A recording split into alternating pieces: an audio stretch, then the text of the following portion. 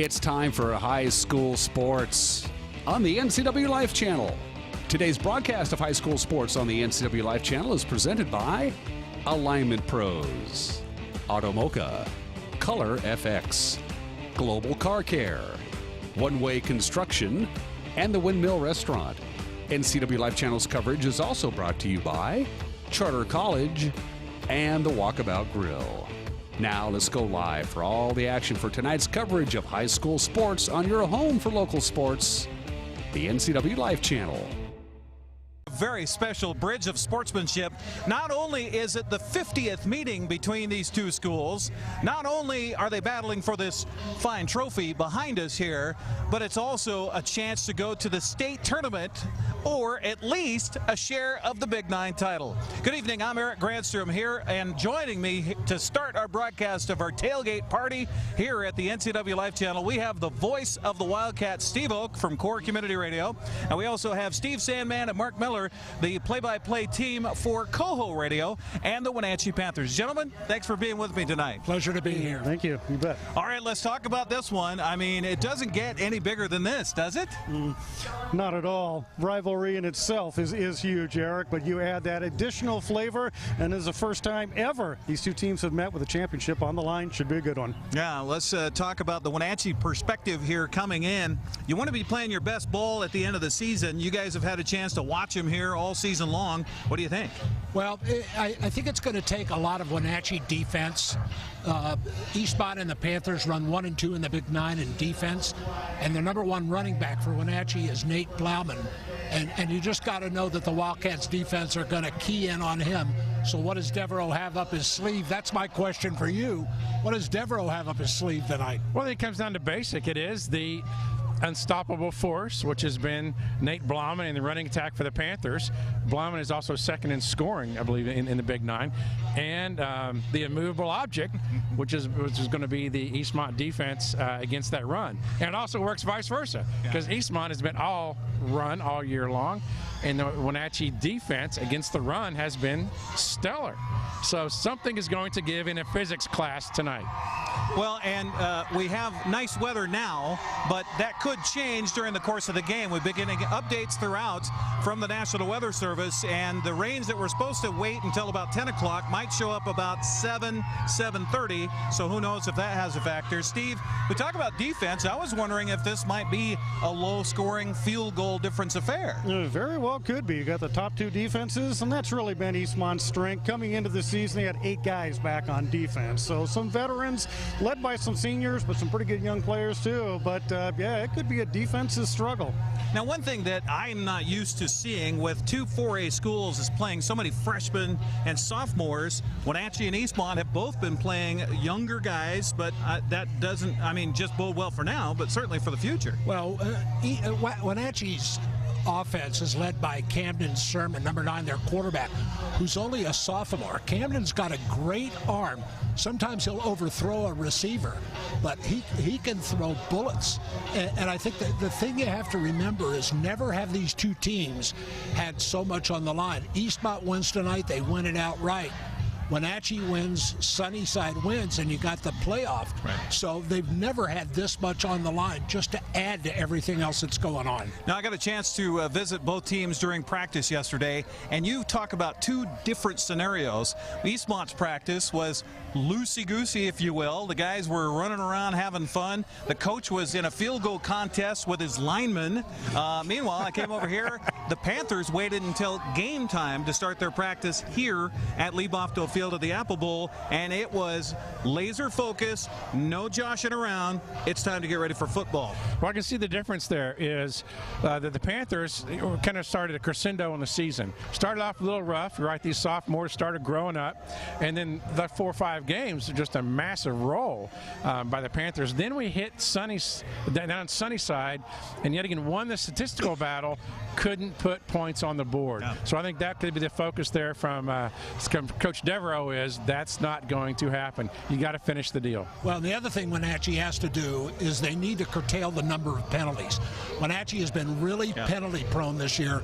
A lot of times personal fouls for 15 yards, and that they got to get a check on because they've lost a lot of yardage due to being set back to penalties this year. Well, the Eastmont Wildcats, meanwhile, started the season with Kalen Massey at quarterback, and shortly thereafter, when they were in Spokane, switched to Carson Everhart, put Massey out in a wing or slot position, and boy, that's been pretty explosive offensively for the Wildcats. It has worked well. Kalen's a very versatile athlete, whether he's part of that wing tee or, as you mentioned, as a wideout. He's an explosive player. In the last couple of games, he has hit on some big receptions for touchdowns. One of the seniors, tremendous athlete. He's not a bad punter either. Now, Carson Everhart, young man, a junior, but as time has gone on with the games, he's got more and more confidence. Throws a pretty good ball. You got a wing tee style offense versus a spread offense here tonight. Two very good defenses between Wenatchee and Eastmont. We mentioned that Wenatchee comes in with a 4-1 record in Big Nine. So too is Sunnyside. Eastmont 5-0 and could win their first Big Nine title since 2012. And this is a huge night for both teams. I know the seniors for Wenatchee don't want to give up another game on this field because in Michael Don's tenure now, 4 years with Eastmont, he's won twice on this field. Well, you're right. And even though Wenatchee owns the lifetime record over the 50 years, but you can just throw all that out the window. Honestly, it just comes down to the one game between these two teams. Everything that's happened in the past, they don't care. This is what it's all about for the kids tonight. Well, let me get a handicap from you guys. All right, Steve, what does Eastmont need to do to get a victory over Wenatchee here tonight and win the Big Nine title and get that seed to the state tournament? Well, defensively, they're going to have to tackle well. Wenatchee's got a lot of explosive players. You mentioned Blauman, but boy, they got a whole bunch of good wideouts. So tackling well is going to be real important, but also forcing turnovers. The win against Sunnyside, Eastmont 4-6. That was real helpful and a heck of a good game.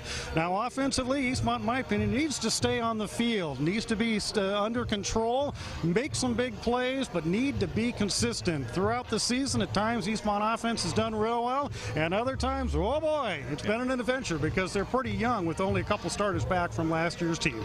Well, both teams come in after rolling last week, 35-0 for Eastmont on the road at Moses Lake. That's a shadow of what it used to be. Meanwhile, Wahai came to town here, and Wenatchee took care of business in the first half, kind of coasted through the second half. As far as the Panthers are concerned, guys, what do they need to do in order to pick up a victory here tonight, Mark? Well, to step on Steve Oakes a little bit, 6 turnovers would be a help.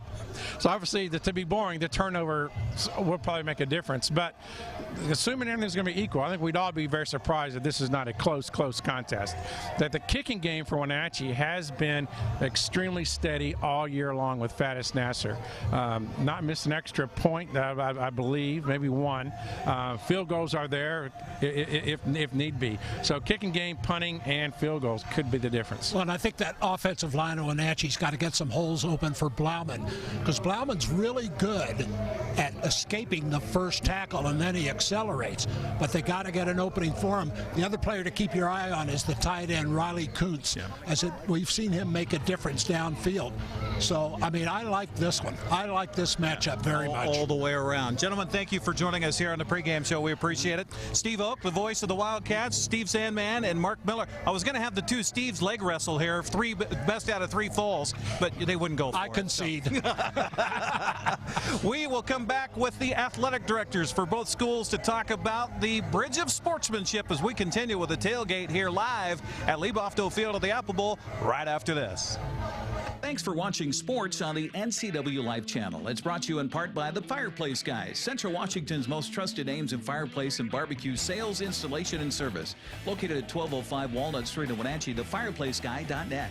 Beneficial In-Home Care, your compassionate in-home care provider. All the benefits of assisted living while remaining within the comfort of your own home. And the Windmill Restaurant, providing traditional steakhouse meals in a homey, old-fashioned dining room. Call 509-665-9529. When you call Dick's Heating and Air Conditioning, you get 35 years of experience and customer service in the Wenatchee Valley. Dick's friendly staff strongly believe in repairing before replacing and service all major brands of HVAC units. Dick's Heating and Air Conditioning is your local, independent, trained comfort specialists, proudly serving all of North Central Washington. Call 884-6444 today. Können Sie mir das Problem sagen? Meinen Zylinder überschwingt. Flute, ich habe mein Fugen verloren. Keine Sorge. Global Car Care. We speak your car's language. Fragen Schlüssel. you? Well, I got a leaky transmission, my head gasket's shot, and I could use some new brake pads. That dog don't hunt. Global Car Care. We speak your car or truck's language. Welcome back to the pregame show as we get ready for the 50th meeting between Wenatchee and Eastmont. It's the battle for the Bridge of Sportsmanship here on the NCWLIFE channel. I'm Eric Granstrom, joined now by the athletic directors for both schools. We have Russ Waterman, the AD for Eastmont High School, as well as Jim Beeson, the athletic director for Wenatchee High School. Gentlemen, first of all, thanks for taking the time. I know you're a lot of busy because it's senior night for you guys as well. Well, thanks. It's just good to finally get to this point where we're playing a football game and focus on that as opposed to everything else we've been focusing on this week.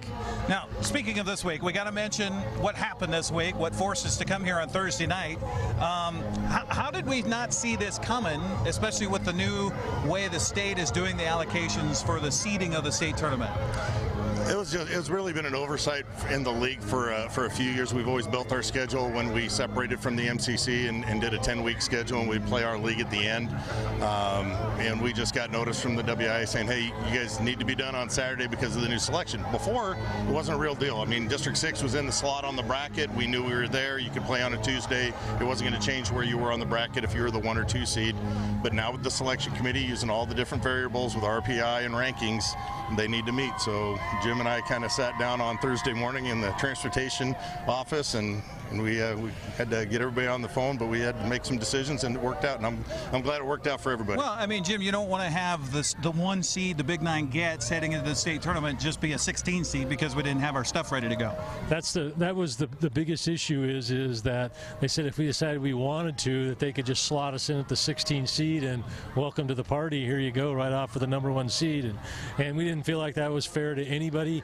And the reality of it is there is a WIA rule that we would be knowingly violating if we chose to play on Tuesday, and that kind of goes against everything we as a league and as ADs and schools talk about, not breaking rules, and then we knowingly break one. It's probably not a good way to do business.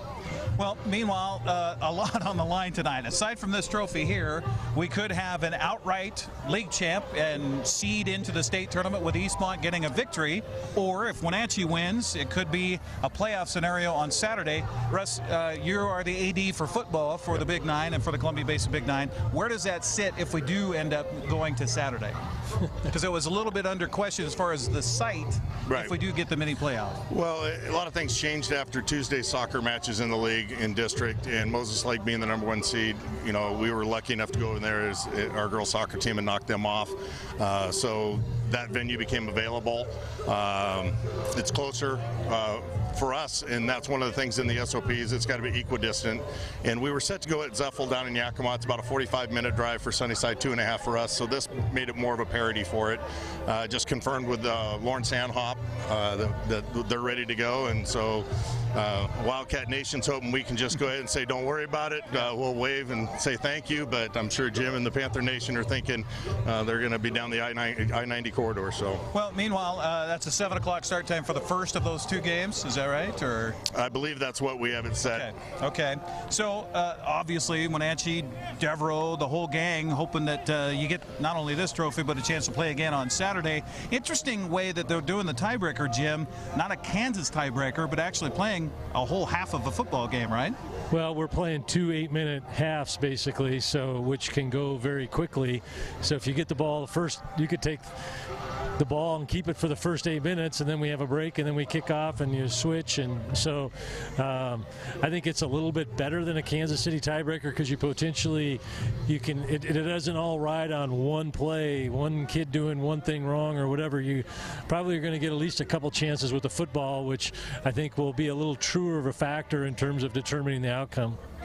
We call this the Bridge of Sportsmanship, and I referred to both athletic directors this week of when did it change, because we've had so many people on Facebook and social media saying that's the Battle of the Bridge. What are you talking about? Well, nearest I can tell is 2004 was about the time that it changed, and it was an unfortunate circumstance here in 2004 that brought the ire of a lot of fans from both schools. That it was a situation with some calls that went down the stretch not towards one school or the other, and it got really kind of ugly between the fan bases and things like that. And I love the fact that you're trying to focus on sportsmanship here. You know, we talked about this last year when we were talking with you. It's really one community. It's separated by a river. There's 2 different schools, but all these kids are friends. They play summer ball together. They play in select teams together. The families work together. It's a community, and that's what we want to make sure that we're coming back to do. We want to make sure it's a healthy rivalry. It's the hottest ticket in town. I mean, we were selling tickets, pre-sale tickets over on our side. They're going like hotcakes. I know Jim was the same thing. And, you know, we've got Washington Trust Bank here coming in. We've got you guys. We've got the booster clubs working. It really is turning into a community event, and that's the beauty of it. And you add a championship and a trophy and a state berth on the line. We just added a few more chili peppers to the mix. Absolutely. So let's talk about the trophy real quick. I noticed right away something changed about the trophy itself. Well, I think last year Jim and I, we talked and he said it's getting kind of beat up. And so we ended up going down and talking with Patrick Hagelin down at Hagelin's Trophies and said, you know, Patrick, what can we do? Can we build a new one? What can we do? He goes, Russ, don't build a new one. Too much tradition. Let me have a chance at it. Let me work on it. And he and his crew did a good job. They resurfaced it, put a new finish on it, put some new figurines. They redid all the date plates. So we've got at least 24 years of service of this trophy left. Jim and I will enjoy watching it on NCWLIFE from the retirement home. But it's good to go for the next couple decades. Well, we'll put the order in for the nurses to add a little spittle control for you as well. I could get that now. Well, I'll tell you what, we couldn't get much more exciting than what happened last year with the game going into overtime, and it just seems, you know, we joke about it, but when these 2 schools and these 2 teams get together, you throw the record out the window, but you can't this year because the record's so good for each. Yeah, it's, you know, and I would just add that it back to the Valley thing, if we have to lose to somebody, I would much rather be at Eastmont representing us at state than anybody else, just simply because it's a Wenatchee Valley. We got to kind of stick together, and because we're kind of out on an island all by ourselves and everybody else is kind of away from us, and so if we don't stick together, we don't have anybody. And so obviously we want to win and force a playoff and then hopefully win the playoff game, but if we don't win, then at least Eastmont, we know, will be representing us and representing us well. So, well, there you go, the athletic director for both schools. Gentlemen, thank you. Have fun tonight. I don't know if you have a chance to do that with everything else going on, but thanks for taking the time. Yeah, my pleasure. Thanks, Eric. You bet. There's Jim Beese and Russ Waterman joining us here on the pregame show. Don't go away yet. Hang on. We're going to go to a commercial break, and then they'll get to see your lovely smile for a little bit longer. We'll come back with more of the Tailgate pregame on the way next here at Liebofto Field at the Apple Bowl. It's the Bridge of Sportsmanship. We'll have more right after this. What's your auto mocha emergency? It's a Frappuccino mocha with whip. The espresso shakes are my most favorite because I can get any flavor. Peanut butter chocolate Frappuccino. Definitely the espresso shakes. My favorite is the mocha Frappitas. A peach Red Bull.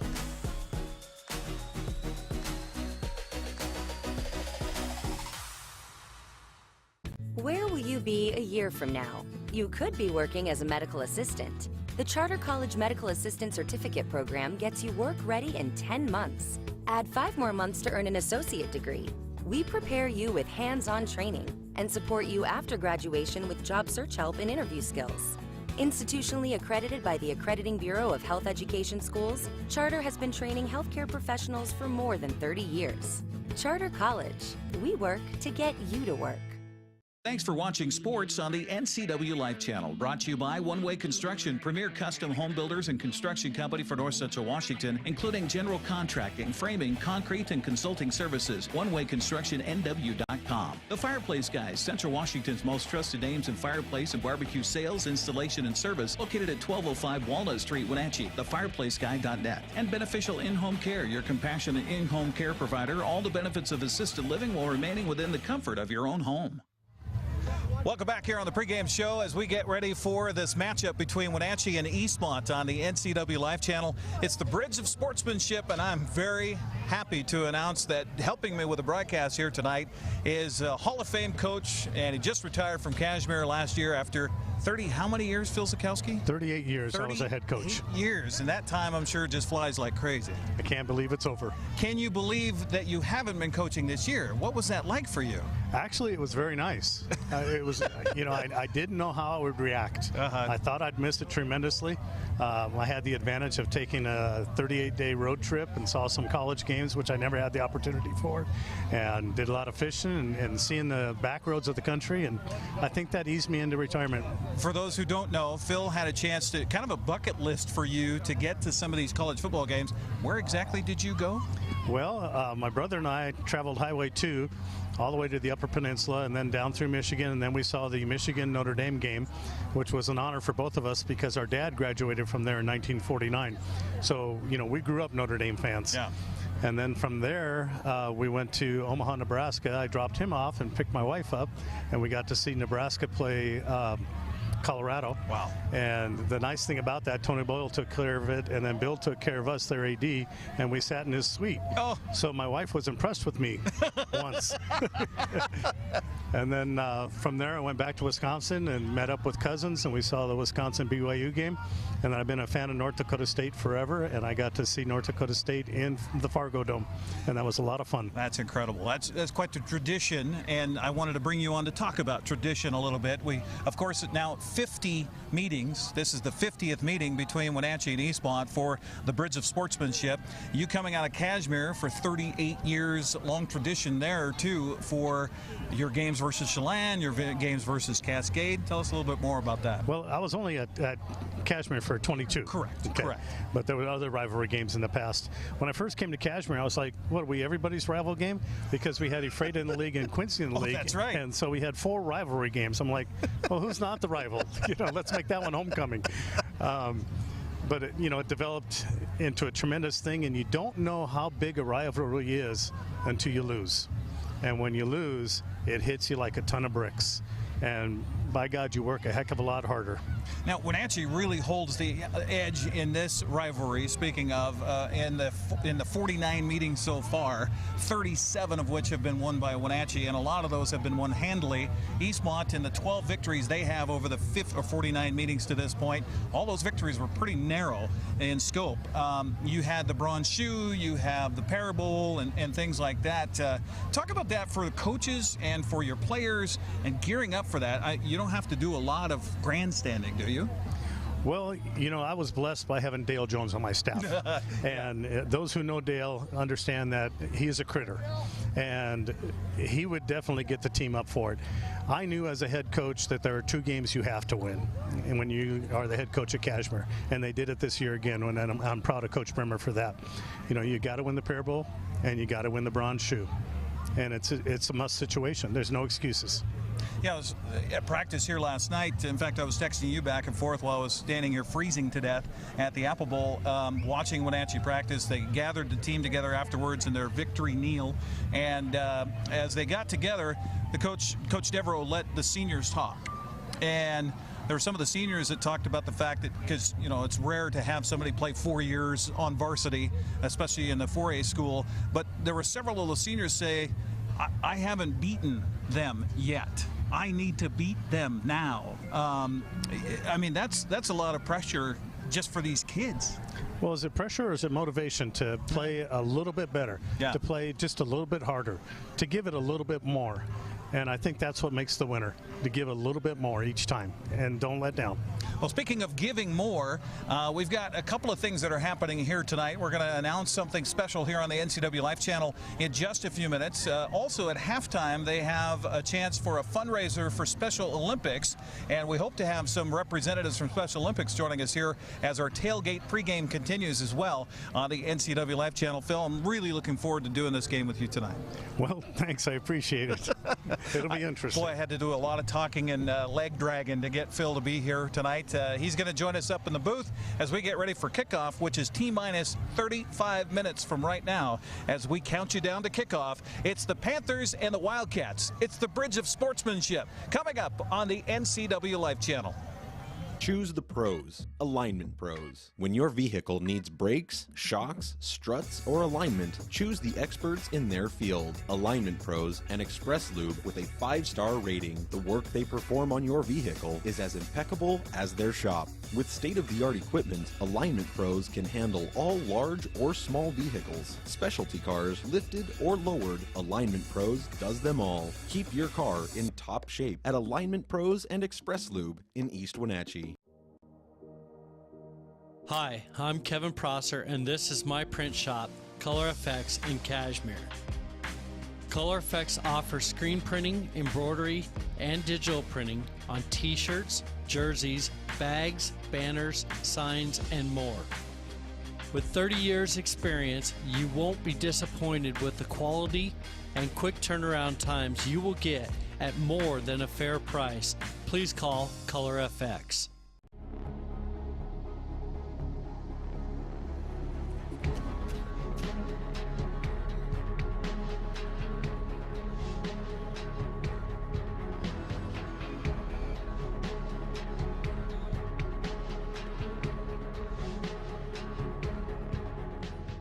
Walkabout Grill, open 7 days a week for lunch and dinner in downtown Wenatchee and now downtown Leavenworth, where eating out is eating healthy.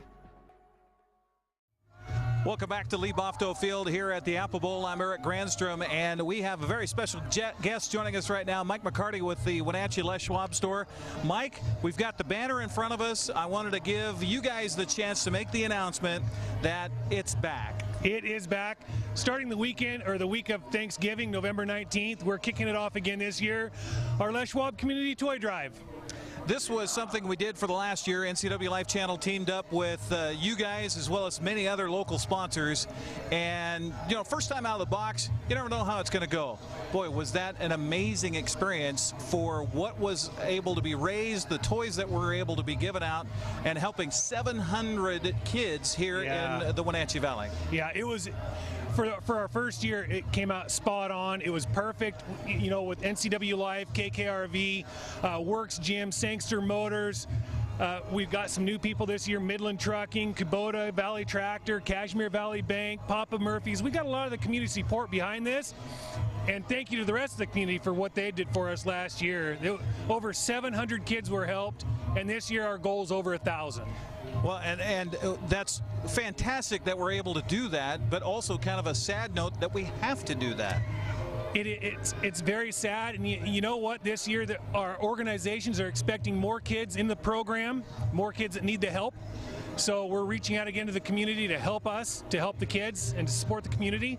And of course, we got some great donors and some great supporters behind us, and we wouldn't ever be able to do this without your help. So we appreciate that. Oh, absolutely. And the toys are distributed through local organizations that we team up with, that we search them out, and they tell us about the need, and we just try to do our best to fill it. Exactly. And every dollar that's raised, every toy that's bought is all supported to all those organizations. It's a pretty great thing. And the best thing about this, folks, is that the donations, the money that goes to purchase the toys, and we got to thank Hooked on Toys as well for their contribution to this last year, but also the fact that what is raised here stays here, and that's not always the case with some of these events like this. Correct. You're absolutely right. Some of the monies will go to help support the supporters and, you know, help fund the program. In our instance, everything goes back to the kids, all of it. So, and I think important thing to point out here too is that this past year, in the off season, if you will, we created a 501c3 nonprofit charity that is the Community Toy Drive, the Wenatchee Valley Community Toy Drive, and of course that doesn't happen without Les Schwab. And we thank Kirk and you and everybody at Les Schwab for really digging in and making a huge difference here in the Wenatchee Valley. Well, we appreciate that, and we appreciate the community getting involved with the community and you know, making it better. And also, if you'd like to follow us, we're on Facebook, NCWLIFE, and we have some broadcasts over KKRV 104.7. Yeah, so Thanksgiving weekend, be sure and join us. We're going to be broadcasting live on the Saturday of Thanksgiving weekend here on the NCWLIFE channel, along with KKRV. They're going to be doing a radio remote that day at Hooked on Toys. That'll be our kickoff toy drive, and we expect a lot of people to come help us out. Boy, we sure hope so. We got a lot of support last year. We're hoping for that same support support this year. And Mike, I just wanted to get your thought too and your feelings about that last year. And I mean, I had a hard time keeping the eyes dry several times, and just that chill of a good feel when so many people donated so much when they probably didn't have it to begin with. You know, and then, you know, the community was such a help last year, such a huge, tremendous help. If you get the time, go and watch these organizations give their toys out, and they're benefiting all these families. It's touching, and you can see what big part of the community you're playing. And speaking of staying local, we're talking about Serve Wenatchee Valley, CASA, the Corner Pointed Special Advocates. We're talking about the Bruce House. We're talking about Children's Home Society, just to name some of the organizations that touch children's lives and make a huge difference themselves with children throughout the Wenatchee Valley that really need help and really need a hand up rather than necessarily a handout. But we hope to be able to hand out a bunch of toys come this Christmas season. You know what? With your guys' help and community help, I feel confident. I do. I feel really confident and excited. Well, Mike, I appreciate you being here, a part of our broadcast here tonight. And boy, let's go on with this toy drive. November's here, baby.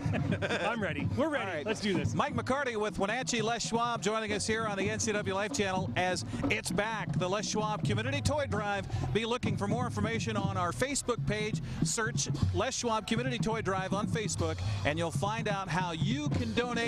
And we certainly appreciate your help to make a children's life a little more happy come the holiday season. We're going to come back with more here at Liebofto Field at the Apple Bowl as we tick-tock our way to kickoff. It's Wenatchee and Eastmont on the way on the NCWLIFE channel. When you call Dick's Heating and Air Conditioning, you get 35 years of experience and customer service in the Wenatchee Valley. Dick's friendly staff strongly believe in repairing before replacing and service all major brands of HVAC units. Dick's Heating and Air Conditioning is your local, independent, trained comfort specialists, proudly serving all of North Central Washington. Call 884-6444 today. Thanks for watching sports on the NCWLIFE channel. It's brought to you in part by the Fireplace Guys, Central Washington's most trusted names in fireplace and barbecue sales, installation, and service. Located at 1205 Walnut Street in Wenatchee, thefireplaceguy.net. Beneficial In-Home Care, your compassionate in-home care provider. All the benefits of assisted living while remaining within the comfort of your own home. And the Windmill Restaurant, providing traditional steakhouse meals and a homey, old-fashioned dining room. Call 509-665-9529. Können Sie mir das Problem sagen? Meinen Zylinder überschwingt. Flute, ich habe mein Fugen verloren. Keine Sorge. Global Car Care. We speak your car's language. Fragen schließen. Hey, you! Well, I got a leaky transmission, my head gasket's shot, and I could use some new brake pads. That dog don't hunt. Global Car Care. We speak your car or truck's language. Welcome back once again as we continue our tailgate party here at Liebofto Field at the Apple Bowl. I'm Eric Granstrom, joined by Dan Kuntz, who is a Wenatchee High School grad. You know it. So I know your leanings are a particular way. I notice you're standing behind the Panther helmet here, yes. Dan. First of all, I wanted to thank you.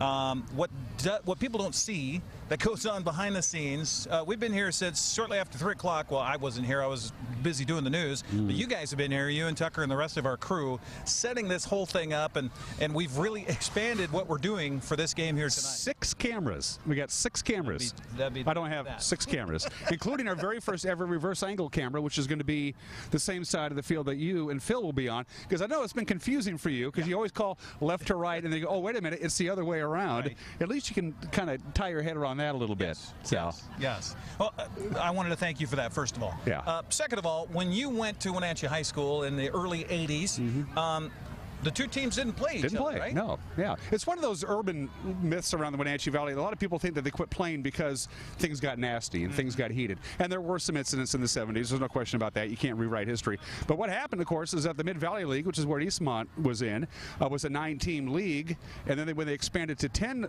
teams, they just played a 9 league schedule. They played, they just played a round robin, and so there were no non-league games left to be played, which is why they didn't play each other anymore. And it had nothing to do with the rivalry per se. It had more to do with Eastmont had no non-league games to schedule for a long, long time. That's the gist of it. So no, we never played each other. You probably have the exact date, 78 to early 90s or mid 80s, something like that. From 77 to 1986, there was no matchup between Eastmont and Wenatchee. Right, and then they played again, and then they didn't, and then they played again, and then a couple of years they played twice. Right, which nobody much cared for. Yeah, that was 2012 and 13. Yeah. They played twice. They played like week 3 and then the last week of the season, which kind of seemed confusing. Yeah, I'm glad they don't do that anymore either. But the atmosphere, you would not. All day at work today, I was, what are you going to do this weekend? You got big plans tonight? Because I kept thinking it was Friday. Yeah. You know, it was throwing me for a complete loop. It's not Friday. It's Thursday, but it feels like Friday night here. The atmosphere here is electric. I feel so good. Back in the studios, we finished doing the news tonight, and Uriah opens up the window, our producer for our newscast here on the NCWLIFE channel. He says, well, you made it through the week. I went, no, we haven't. No. We got one more day to go. Boy, we're going to be useless tomorrow, by the way, on Friday. I'm not going to have much. You've been around, obviously, the programs for a long time. You've been in the Valley forever.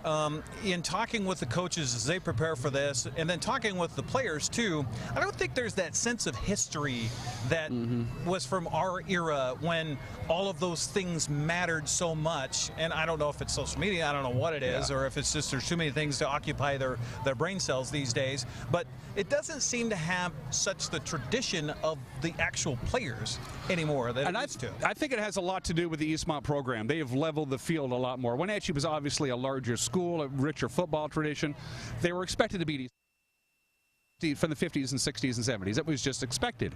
But now that Eastmont is on the same level of Wenatchee, both from an enrollment size or in the same league and same division, none of that was true when I was around. I think it has everything to do with the fact that Eastmont has risen up their program and are competitive now year in and year out like Wenatchee always was. And I think that's really what's made the difference in this. I agree with you as far as the history is concerned. The kids don't know, but also the kids know each other a lot more than we ever did. You know, they play on the same youth football teams and basketball and rec and AAU, so there's a lot of interaction in the Wenatchee Valley between Wenatchee and Eastmont high schools than there ever was when I was there. And I know that I go to practice each week and hang around and kind of listen to what's going on, and I have to hang around because I got to wait till practice is over before I can talk to anybody. But I listen to the conversations that are happening. I listen to the kids talk. I listen to the coaches talk. And when it's everybody else this season, it's, hey, we got to keep our eye on number 12. Hey, we got to watch out number 11, you know, and these types of things. Last night when I was at both their practices, Eastmont was saying, hey, we got to keep an eye on Sermon. We got to try to keep him in the pocket. You know, and when I came here to Wenatchee's practice on the here at the Apple Bowl last night, they were saying, boy, we got to get after Everhart because we can cause him some problems. It doesn't happen like that, and that's going to what you say. The kids know each other so well. Yeah, they do, and they know each other a lot, and it's a clean rivalry. I can't remember any bad incidents at all in recent times. I just don't. Yeah. When they had the grass field here a few years ago, my sister was the AD. There was an incident when some Eastmont kids jumped the fence, but they didn't burn it into the grass. They painted an E in one of the end zones, and so BJ simply painted a W in the other end zone, and everybody was happy with it. And so it's a good clean rivalry. It really is, and I'm looking forward to tonight. I think this is going to be the last 2 games that we've covered have been phenomenal games. I mean, just incredible games. Overtime last year. I wouldn't be surprised if we go overtime again this year. Wenatchee's incredible comeback. The funny thing is Wenatchee seems to win in East Wenatchee, and Eastmont comes over here and wins in the Apple Bowl. That's what's been going on. Well, and for Michael Don, we were talking about that earlier here on the pregame show. He's been there now. This is his 4th season. He's won 2 of the 3 they've played, and Eastmont doesn't have that kind of record for a head coach. No, and I love Michael Don. He's done a tremendous job with this program. He really has. The kids have bought into it. They're in all the way. I think Michael Don is absolutely, he's a shoo-in for Big 9 Coach of the Year. There's no question about that, what he's done with this program. And he's built it to last, too. I don't see a lot of dips in either of these programs for quite some time. They're playing a lot of young kids, a lot of sophomores and even freshmen now stepping up and playing at varsity, which was unheard of in the past. I don't ever remember that. One thing I was kind of thinking about this game and thinking about the programs, and I think Wenatchee is about a rich history. I think Eastmont is about creating a culture that maybe hasn't existed for a long time. Eastmont's had really good individual players, but they just haven't put together that big run of playing together as a team. And I think that with Michael Don and we talked with Russ Waterman earlier, their entire sports program is about trying to create a different culture that they haven't had before. Yeah, at least in a while. No, I agree 100%, and it starts with the coaches, and Coach Don is a likable guy. The kids listen to him, they buy into the program, they respect him as a human being. I really like what Coach Don has done with the program. And of course, Scott Devereaux, I think the job is his as long as he wants it. Yeah. These are two very well coached teams. Not only the coaches, but the assistant coaches know what they're doing. I hope the kids are okay. I don't know what the short week's going to do on the kids, because usually Thursday night is the walkthrough. You don't practice at all, so I don't know if they adjusted practicing on full pads, that kind of deal. I thought it was interesting that Wenatchee waited, because Wenatchee didn't have school yesterday, today, or tomorrow because of parent-teacher conferences. They've finished up their first quarter of the school year. They waited to have practice at game time last night here on this surface. I think probably Scott Devereaux and his coaching staff thinking, mindset, let's do it now. Yeah, that's a great idea. Great idea. I'm sorry. I hope Tucker, our guy, is showing some other shots besides Eric and I. We're old white guys. We're on TV enough. But the atmosphere here is just, I'm ready. I'm ready to put this helmet on and get a couple scrimmages in right now. This week, we had the helmets all week. You didn't put it on, Dan. It's a large, I'm sure. Beautiful hair. Lube up your ears. That ain't going to happen. And by the way, while you're handing out kudos, the way the players are going to introduce themselves tonight for the broadcast, the starting offensive and defensive lineups for both schools, I love it. Yeah. I love it. Yeah. That's going to be a lot of fun. The idea popped up in my head here a couple of weeks ago because I've been thinking about this game. The coaches have said, no, we're week at a time. We've been in the studio talking about this for half the season. Yeah. About, man, if these two teams keep winning the way they are, and we got that game, and it's going to happen, and then the Big Nine title and all of that. But it popped into my head to do this, where if you watch the football games on the big telecasts on Sunday Night Football or Monday Night Football, you see how those players introduce themselves. Well, we kind of tweaked that a little bit here for tonight. One more item of business I wanted to get to before I know you got a lot of pregame stuff you want to get to. First of all, the Wenatchee High School Golden Apple Marching Band is taking to the field. It is a senior night, so they're going to be honoring the seniors for Wenatchee High School. I'm going to say this right now. This is the biggest Bridge of Sportsmanship game ever for the stakes. I think there's no question about that. I don't think the stakes have ever been this high. No, I don't think so either. I've poured over the history of this particular matchup. It has gone to overtime twice. Last year was one of those two, and I kind of think this might be one of those games where we could be seeing extra play here this evening. I hope so. And one more item, you're going to be able to give updates from the Moses Lake Sunnyside game tonight? Yes. Okay. We're working with Steve Sandman, whom we had on earlier, and we're talking with Jim Beeson, because obviously there's a huge interest in what's happening down south right now tonight in Sunnyside, where the Grizzlies are taking on the Moses Lake Chiefs. Not a big game for the Chiefs, but a huge game for Sunnyside, because they need to win, and they're also hoping that Wenatchee knocks off Eastmont. That would force that three-way playoff Saturday night, 7 o'clock at Lions Field in Moses Lake, and you never know what happens when you get to that. If Moses Lake upsets Sunnyside, and it would be an upset, no doubt about it, and Wenatchee beats Eastmont, then Wenatchee is the league champ outright. So there's 3 different scenarios that could play out. Yeah, so we'll keep you as best we can abreast of what's happening down in Sunnyside tonight. And, of course, we've got a little kind of a game that's going to happen right here. Yeah. In about 17 minutes, we're going to kick it off. It is senior night. It is the Bridge of Sportsmanship night. It is the Big Nine regular season title night. It is possibly a state seed on the line tonight as well. And I hope you're ready for it, because it's coming up next here on the NCWLIFE channel, the Bridge of Sportsmanship. As we wrap up the pregame tailgate party live, we're going to get you to the coaches' interviews and have those players introduce themselves as we come back here on the NCWLIFE channel. Go Panthers. What's your auto mocha emergency? It's a Frappuccino mocha with whip. The espresso shakes are my most favorite because I can get any flavor. Peanut butter chocolate for pita. Definitely the espresso shakes. My favorite is the mocha for pitas. A peach Red Bull.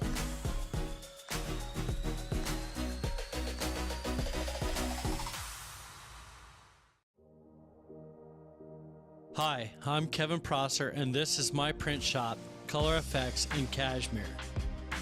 Color Effects offers screen printing, embroidery, and digital printing on t-shirts, jerseys, bags, banners, signs, and more.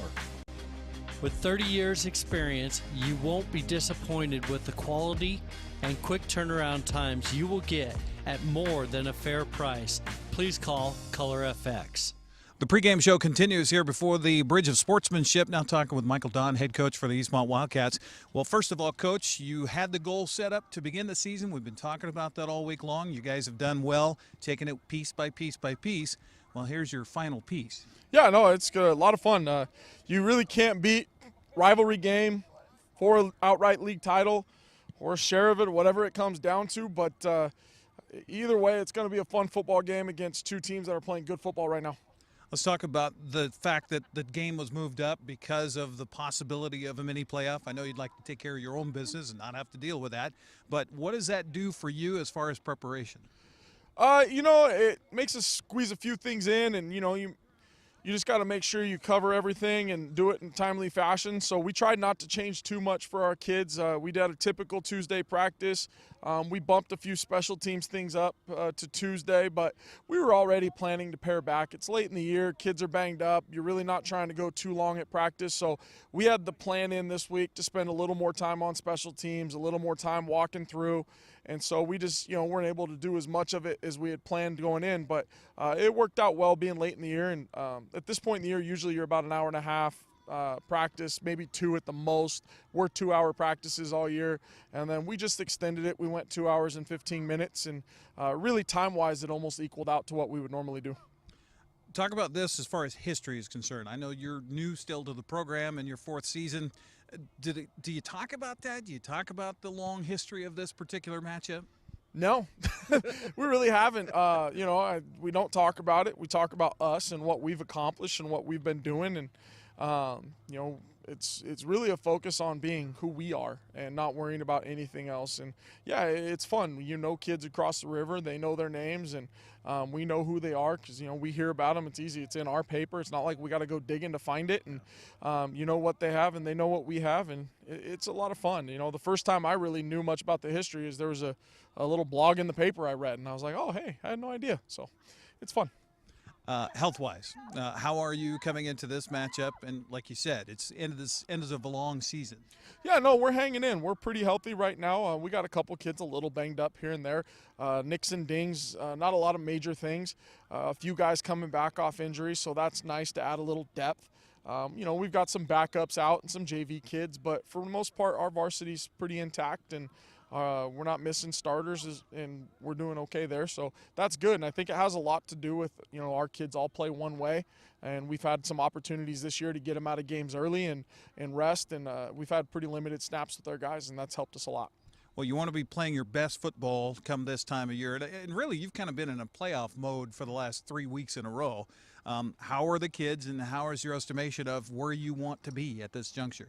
I feel pretty good. I think we're right where we want to be. We're not tense. We're not tight. We're just kind of enjoying the experience, enjoying the moment, and they're having fun, and they're taking it, as what it is.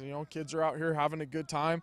They're working right now, but, we had a little kicking competition with some guys that, weren't in a drill, and let them come out and have a little fun, and kids are still bouncing around, and, we haven't tried to let the moment overtake us. We just try to do what we do and be who we are and not change.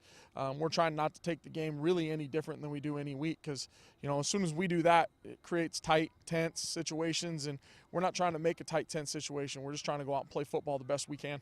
Well, Eastmont's trying to grab their first Big 9 title since 2012, and they hope to do that here tonight against the Wenatchee Panthers. We'll talk to the head coach, Scott Devereaux of the Panthers, as we come back next. As our pregame show continues, it's the Bridge of Sportsmanship, the Panthers and the Wildcats on the NCWLIFE channel. Thanks for watching sports on the NCWLIFE channel. Brought to you by One Way Construction, premier custom home builders and construction company for North Central Washington, including general contracting, framing, concrete, and consulting services. One Way Construction, NW. The Fireplace Guys, Central Washington's most trusted names in fireplace and barbecue sales, installation, and service, located at 1205 Walnut Street, Wenatchee. TheFireplaceGuy.net. And Beneficial In-Home Care, your compassionate in-home care provider. All the benefits of assisted living while remaining within the comfort of your own home.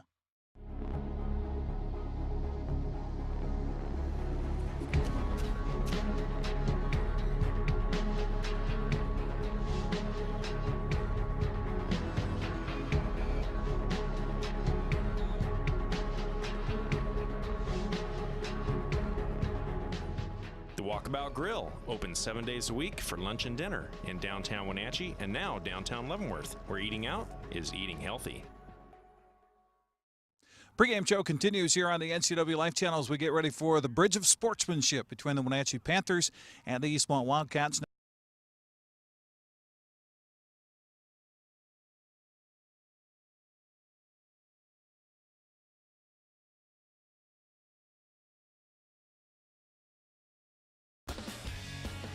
When you call Dick's Heating and Air Conditioning, you get 35 years of experience and customer service in the Wenatchee Valley.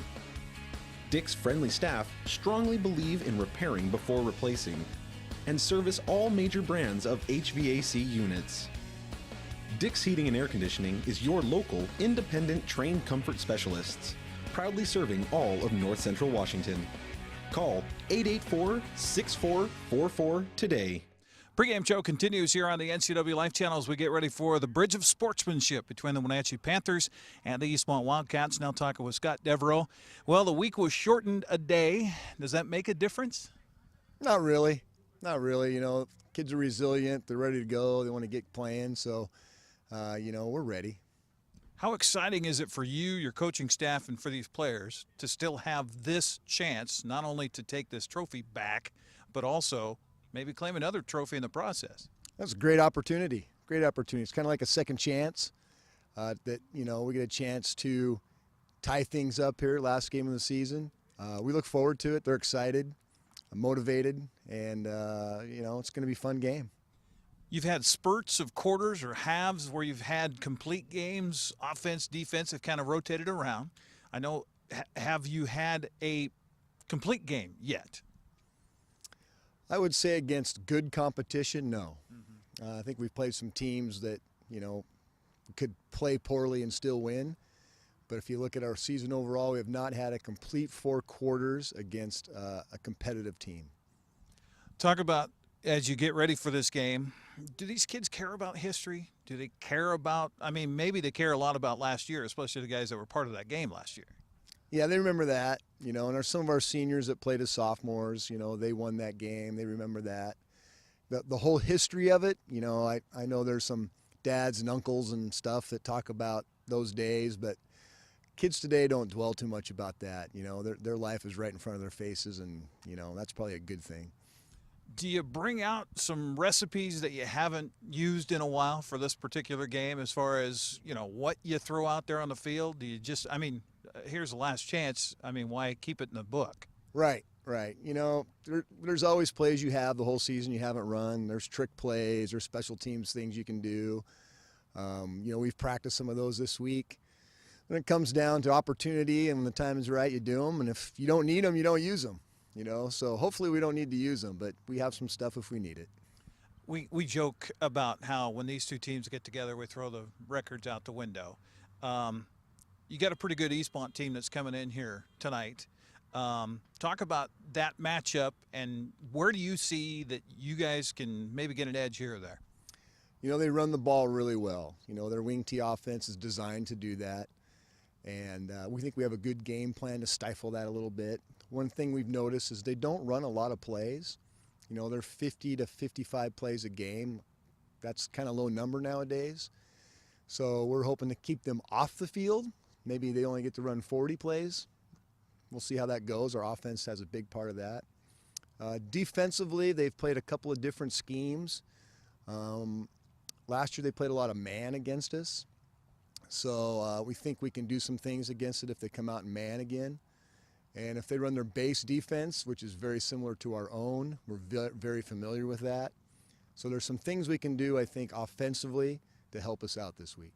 Speaking of the defenses, not only being very similar, but two of the best defenses in the Big Nine. Could this be a low-scoring affair, a field goal difference maybe? Sure could be.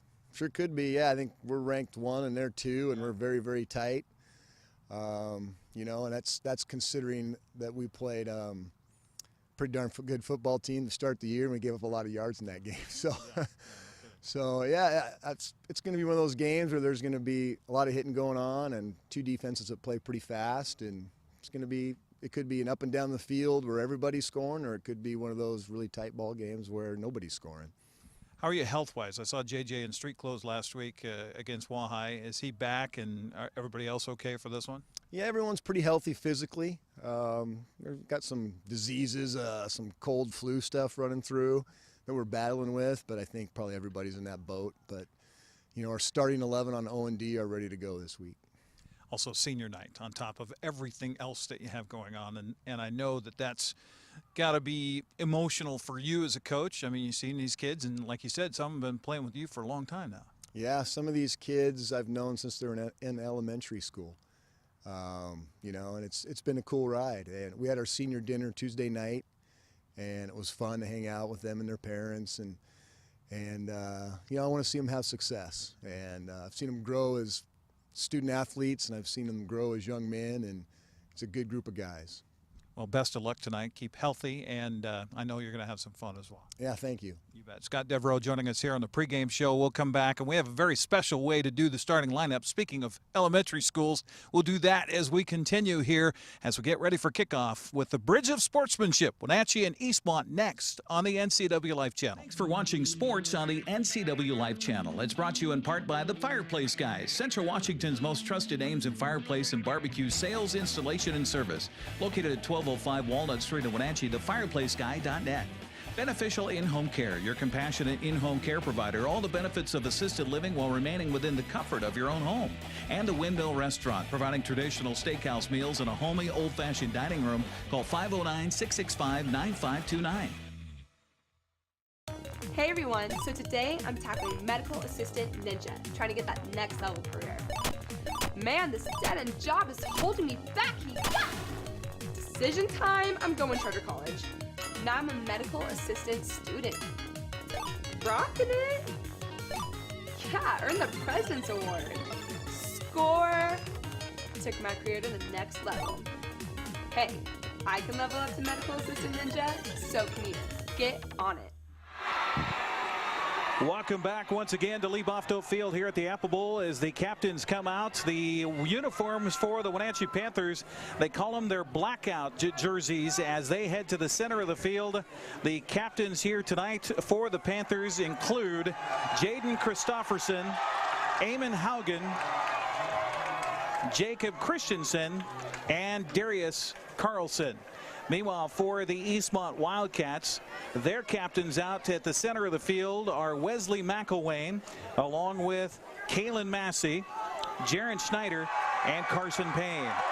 The official from the Chelan County Officials Association is Stephen Fromm. He has shown the quarter or the coin to the visitors, who are the Eastmont Wildcats. The toss in the air, the coin comes down, and it will be Wenatchee's choice. Wenatchee elects to defer to the second half, so it will be Eastmont on offense first, and it will be the Wenatchee Panthers on defense. So before we get the kickoff, let's let the two teams introduce themselves. Drew Bergen, offensive tackle, number 64, Cascade Elementary. Andrew Snyder, guard, number 62, Lee Elementary. Jack Goodmanson, center, 51, Cascade Elementary. Carson Payne, number 61, guard, Cascade Elementary. Alan Ortega, 75, tackle, Grant Elementary. Kalen Massey, wide receiver, number 12, Lee Elementary. Logan Ducky Easley, wide receiver, 20, Grant Elementary. Victor Welton, number 2, running back, transfer from Kemroy Elementary. Tanner Nelson, number 8, tight end, the Cascade Elementary. Carson, the most hamster tally, number 4, running back, Cascade Elementary. Carson Everhart, number 11, I'm a quarterback, Cascade Elementary. Chase Lloydhammer, number 55, defensive end, Washington Elementary School. Omar Cruz, number 17, defensive tackle, Washington Elementary School. Ronan Haynes, number 64, defensive tackle, the River Academy. Derek Graham, number 54, defensive end, Lee Elementary. Eamon Haugen, number 2, linebacker, Washington Elementary. Jaden Christofferson, number 12, linebacker, Washington Elementary. Ty Waterman, number 32, strong safety, the John Newberry Elementary. Faderson Saw, number 13, defensive back, Washington Elementary School. Don Thomas, number 8, defensive back, the Sunny Slope Elementary School. Go Wolves, baby. Darius Carlson, number 81, strong safety, Washington Elementary School. JJ Jelsing, number 26, free safety, Washington Elementary School. So there you go. Fun way to have the kids introduce themselves here tonight on the NCWLIFE channel. Again, Wenatchee won the toss, elected to defer to the second half, so it will be Eastmont football to start the football game. Eastmont in their traveling whites, trimmed in red and blue with the red helmets. Meanwhile, the Wenatchee Panthers in their blackout jerseys tonight, all black with the gold trim of the purple numbers, and I, for one, thankful for that as far as an announcer is concerned, to be able to see it. Kalen Massey and Wesley McElwain back to return the kickoff here from, and let's see who the Panthers send out there to do the kickoff duties. It will be Fadas Nassar. So Nassar with a different number than what we've seen him. The blackout jersey number 10 doesn't exist, so he's number 13 tonight. And we're ready for football on the NCWLIFE channel. A high end-over-end kick, and short will be taken by an up man, and that's Carson Talley on the return. He gets it to the 31 and has stood up there and dropped as the Panthers' Jaden Christofferson, one of the captains, will drop him at the 31-yard line. So first down and 10 from there for the Eastmont Wildcats. 11:54 to go here in the first quarter of play, just underway. Pretty good field position.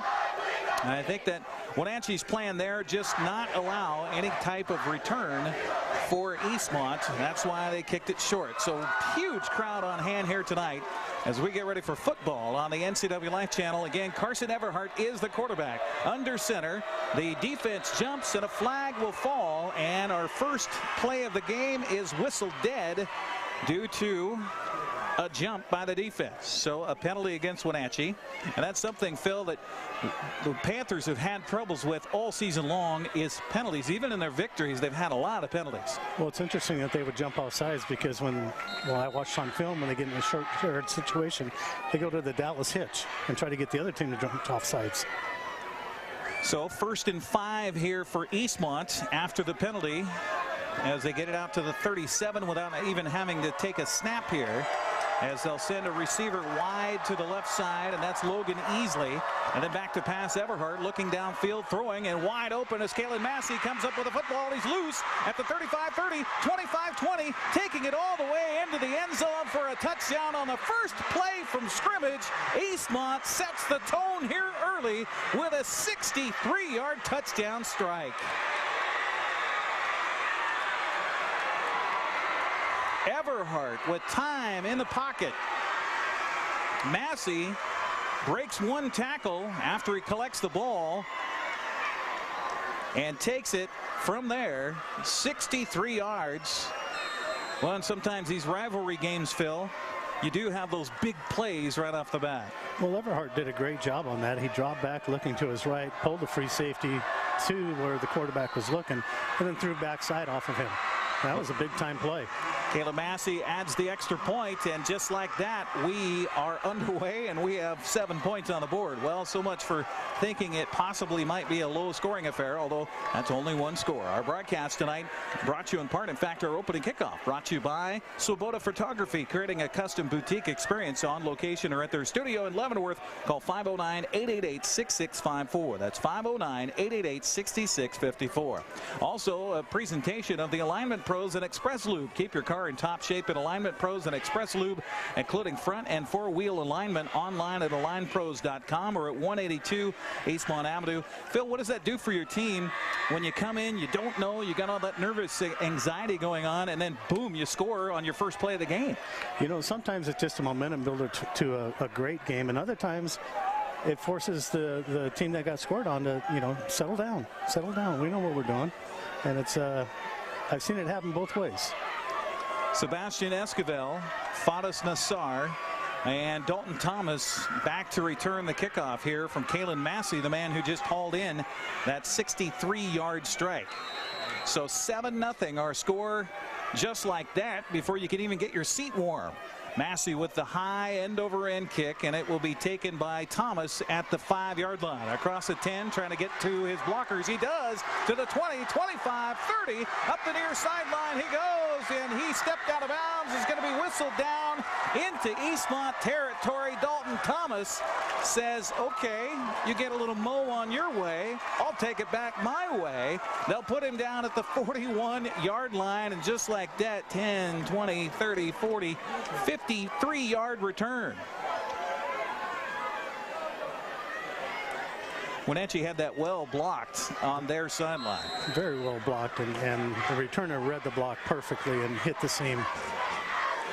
So here we go. We'll get the offense set for you with the introductions by the young men coming up when we have a break. But right now it's a snap back to Camden Sermon. He'll hand it to Nate Blauman, one of the league's leading rushers, tackled after a short gain on the play by the Eastmont defense. Eastmont's kind of had to shovel things around up front defensively here. Caleb Garcia, just a freshman, getting the start on the defensive line. He's in there along with Christian Flores, Max Frazier, and Dominic Torres. That's the defensive front. Meanwhile, offensive line, Jacob Christensen is the center. Vincent Bentley and Andy Jimenez are the guards. Sim Cass and Nathan Black are the tackles. The tight end is Riley Coons, and they'll switch him from right to left. Handoff to Blauman, but right there is the linebacker for Eastmont. Jaron Schneider comes through the gap, makes the stop. It'll be third down coming up. Great read by the linebacker. Absolutely outstanding. They were in unbalance to the left, and the running back cut it back to the right, and the linebacker stayed on his keys. Put him down at the 37-yard line, so just a gain of a couple of yards, and I thought that would be key for both teams. Linebacker play for both Eastmont and Wenatchee tonight.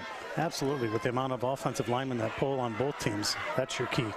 Third down and 7 coming up for the Panthers. Ball right hash mark. They have 4 receivers in the formation. They'll send Carlson in motion. Looking his way is Sermon.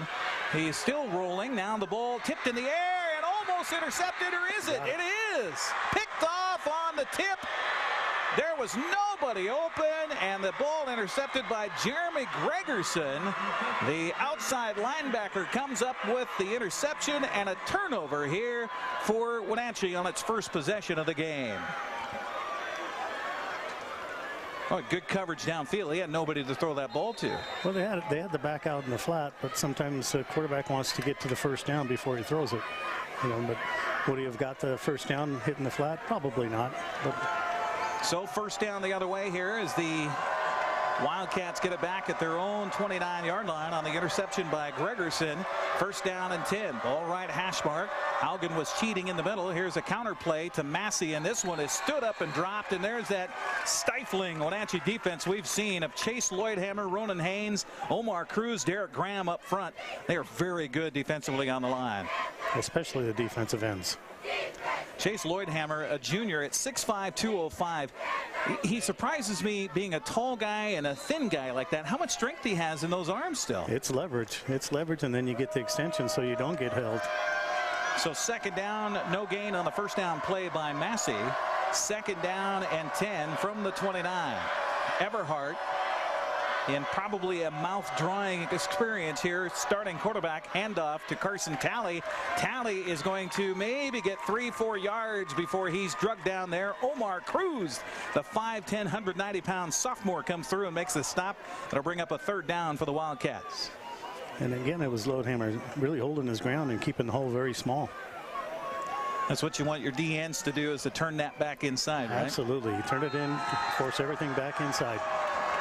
Substitution here for the Wildcats as they face a third down and long. Call it 3rd and 7 here, as the crowd below us on the Wenatchee side showing their voice, letting it be heard here on a 3rd down and long. Everhart turn, and they're going to go a counter play to Massey. He's got room around the left side to the 35, up to the 40, and across the 40 he'll have a first down.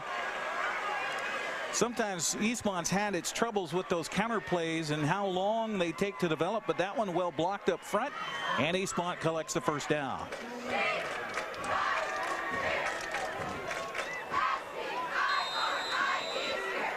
Good patience by the quarterback there. Absolutely. He had his back turned to the defense, and the defense couldn't see the ball at all, and he just waited for the slot to come around. It's a good looking play. Reminded me of Tumwater in their heydays.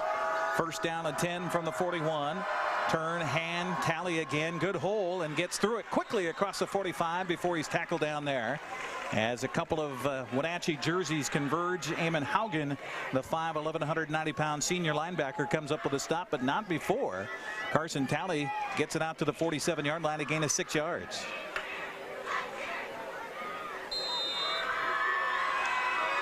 Well, we thought with this type of offense, Phil, that it would be kind of a ground and pound for Eastmont tonight. So for the first play, that's exactly what we're seeing. I think that's maybe what Wenatchee was thinking and caught him off guard there with that first play. Lloydhammer shifts out to the side here, and now a handoff again inside, and Talley is going to get a gain into Wenatchee territory before he's spilled down at the 46-yard line. Well, that ball seemed like it was awfully loose in his cradle there, but a first down nonetheless. Eastmont has it at the Wenatchee 46. I know you like to watch line play, Phil, and that's something I know you'll be cueing in on here as far as Eastmont's offensive line with Alan Ortega at 240 pounds, the right tackle on the far side away from our camera, lined up right beside Tanner Nelson, the tight end, but he'll shift to the left side here on this first down. And a turn and handoff. It's Massey again getting around the corner. Good blocking downfield. And Caleb Massey has nearly 10 yards on first down for the Eastmont Wildcats. And pretty good blocking on that left side over there. They're running the basic wing tee. The last play previous to this one was just the off tackle lead, which shows how good of a player Everhart is, because he was the lead blocker for the fullback, and this time they run the sweep out of it. You know, good wing T teams run just a handful of plays, and that's why they're good. Victor Welton comes into the game here for the first time tonight for the Wildcats on a 2nd down and 1. This opens up the playbook. Let's see if Eastmont gets aggressive here on a 2nd and 1 with 6:40 to go in the first quarter, leading it 7-0 over Wenatchee. They'll turn, nope, hand it off inside, and this is Massey again, and it's the Kalen Massey show so far as he spun down at the 30-yard line, and again got to the second level. It was Eamon Haugen making the stop from his linebacker position, but again, not before he gobbles up 7 yards and a first down.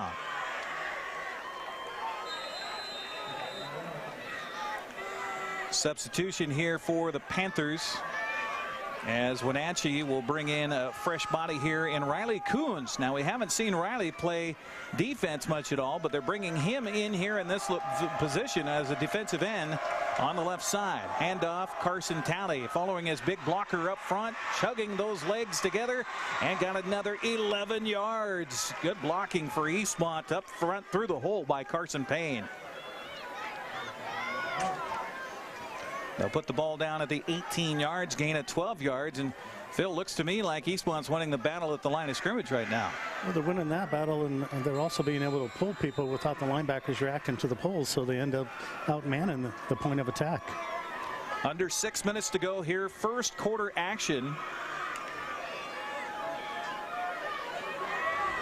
Omar Cruz staying on his knee for quite a bit in between while Eastmont was calling the play here. First down and 10 from the 18. Handoff, fumble, ball's loose, but it's covered there by the man who didn't quite get the handoff, I don't believe, Carson Talley. Talley comes up a little gimpy here. Left leg problem as he'll head to the sidelines. Loss of 2 yards on the play brings up 2nd down and 12. Well, always these rivalry games, turnovers, a huge part of it so far. We've had one with Eastmont picking off a football, nearly turned it back to Wenatchee right there. 2nd down and 12 coming up from the 20-yard line. Ball shaded to the right hash mark. They'll send Logan Easley wide to the short side of the field right. Handoff, dive play right up the middle, and nothing happening at all. Good job defensively for Wenatchee up front by Ronan Haynes as he smelled that one out and was able to hold the ball carrier that time. Trenton Henderson to very little gain, if at all, none. It'll be a 3rd down and long coming up for the Wildcats. It'd be interesting if they come back to that divide pattern again that they opened with. Well, you'd think a passing down here on a 3rd and long. Eastmont does have a pretty good field goal kicker in Caleb Massey. 2 men in the backfield behind Everhart. Turn, fake the handoff, looking downfield, looking for that same play. He's got a man, and he is interfered with. And Tanner Nelson was available to the quarterback. It was a little underthrown back there, and I think they're going to get the pass interference on Fadas Nassar. Well, turnovers and penalties always just a killer for a high school team. And the pass interference call against the Wenatchee Panthers here. And Phil, that was a pretty obvious call there by the officials. Oh, it was very obvious, and it was a very nice play action by Eastmont. They faked the sweep out of it. And, you know, Wenatchee was there, just jumped the gun a little bit. So they'll mark it half the distance to the goal, to the 10-yard line. 2 penalties and 15 yards against the Panthers here gives Eastmont a first down at the 10. Or no, it doesn't give them a first down. It's 3rd down, and now we have jumping in the neutral zone by Wenatchee, and that will give Eastmont a first down. Well, Carson Everhart obviously changing his count and putting a little bit extra emphasis on some of his syllables out there, causing that Wenatchee defense twice now to jump off sides. I think they made a great move switching quarterbacks, because now they got another athlete on the field.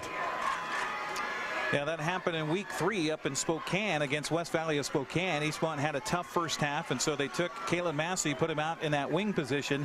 Carson Everhart has been there ever since. Handoff, Massey, speaking of, trying to lean towards the end zone, is going to get down to about the 1-yard line as Eastmont is trying to get into the end zone for the 2nd time here tonight. That'll be 2nd down. They'll put him down at the 2-yard line as Eastmont got the ball on an interception by Gregerson at its own 29-yard line. Has had it ever since. 14th play of the drive coming up for Eastmont. Leading it 7-0. Carson Talley in the backfield. He'll get the handoff, running left and trying second effort. Didn't get it. Good job by the defense of cutting through that time. They got some penetration, and I think that was by Jax Tucker from his linebacker position. Got in there and tripped up the running back of the backfield. It's going to be 3rd and goal from the 1.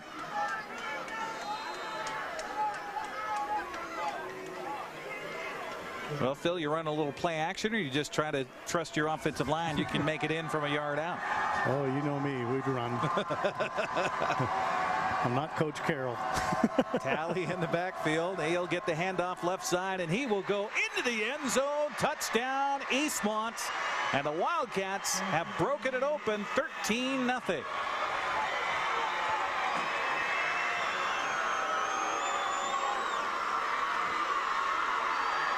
And that has stunned the fans here on below us at the Pioneer side. Meanwhile, the Eastmont red zone, which is plenty white tonight, voicing its pleasure over this early, now 14-0 lead over the Wenatchee Panthers. We'll take a 60-second break and come back. You're watching the Bridge of Sportsmanship on the NCWLIFE channel, where the Cats lead the Panthers 14-0. We're back after this. You don't want to see this happen. It's the oil light on your car. Oil is the lube of life for your car's engine. At Alignment Pros and Express Lube, they pour the best oil your car deserves. Expect fast, friendly, superior service, clean environment. They'll change your oil and perform a 21-point inspection while you enjoy the comfort of their amazing waiting room. Keep your car in top shape at Alignment Pros and Express Lube in East Wenatchee. Hi, I'm Kevin Prosser, and this is my print shop, Color Effects in Cashmere. Color Effects offers screen printing, embroidery, and digital printing on t-shirts, jerseys, bags, banners, signs, and more. With 30 years experience, you won't be disappointed with the quality and quick turnaround times you will get at more than a fair price. Please call Color FX. A 14-play drive for the Eastmont Wildcats following the interception. 71 yards on the drive. The touchdown run by Talley. The extra point makes it a 14-0 game. Fadas Nassar on the return here from the 9-yard line. Boy, he's got some room and some speed across the 35 to the 40 before he's finally taken out of bounds by Jeremy Gregerson, the man who had an interception earlier tonight. But again, Wenatchee decent field position. Let's meet the Wenatchee offense as they introduce themselves. Tim Cass, number 72, right tackle, Lewis and Clark Elementary School. Andy Jimenez, number 74, left guard, Lincoln Elementary School. Jabe Christensen, 73, center, John Newberry Elementary School. Vincent Bentley, number 75, right guard, Lincoln Elementary School. Nathan Black, number 71, quick tackle, Washington Elementary School. Riley Coons, 84, tight end, Sunny Slope Elementary School. Darius Carlson, number 81, wide receiver, Washington Elementary School. Trey Stegman, number 3, wide receiver, Washington Elementary School. Mason Brown, number 15, wide receiver, from the St. Joseph Elementary School. JJ Jelsing, number 26, wide receiver, Washington Elementary. Nathan Blauman, number 23, running back, Washington Elementary. Camden Sermon, number 9, quarterback, Washington Elementary School. Well, Nate Blauman took the first carry and got himself 8 yards. His second carry over the left side will give the Wenatchee Panthers a first down, as Wenatchee has it on the Eastmont side of midfield once again. A couple of good carries over the left side for Blauman, the second leading rusher in the Big Nine, as they'll put the ball down at the 41-yard line. On that first play, Andy Jimenez, number 74, just did a great job blocking the linebacker. He locked on him and never let up. Sermon gets a high snap from center, handoff to Blauman again. Blauman gets past the first man, but then is tumbled down at about the 38-yard line. Pretty decent play over the right side. Coming up on the stop for the Wildcats defensively, Preston Esparza. That'll be second down for Wenatchee. Call it 5 yards to go. Wenatchee got a great kickoff return from Dalton Thomas on its first possession, but then squandered it with an interception. Sermon looking left, throwing left. The ball caught out on the far side of the field, away from our cameras, and it's down inside the 35 to the 34. Going to be stopped short of the first down is Trey Stegman, who collects that ball. Pretty good coverage on converging by the cornerback there. They'll put him down at the 34, so just a gain of 3 yards on that pass play. 3rd down and 2 coming up for the Wenatchee Panthers. Darius Carlson will line up in the backfield along with Camden Sermon. They'll pitch it left to Blauman. Blauman stood up, and he's going to be held short of the line to gain here. Good penetration up front by Christian Flores. He got some help by Jaron Schneider and company. A lot of white jerseys there. Good converge to the football. It'll be 4th down decision time here for Wenatchee. Rivalry game here tonight. Panthers got to win it to even have a shot at forcing a playoff, so why not go for it on 4th down. 4th down and 3, and Eastmont just gave them a free first down as they did that shift, and it will be first penalty of the game against Eastmont.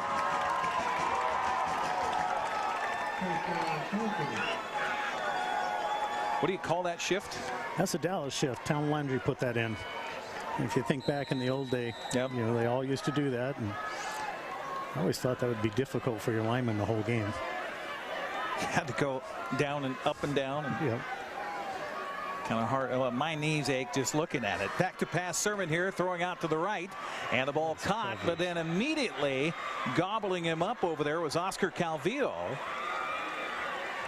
As the ball was caught on the far side, and let's see who that is. I believe that's a new number for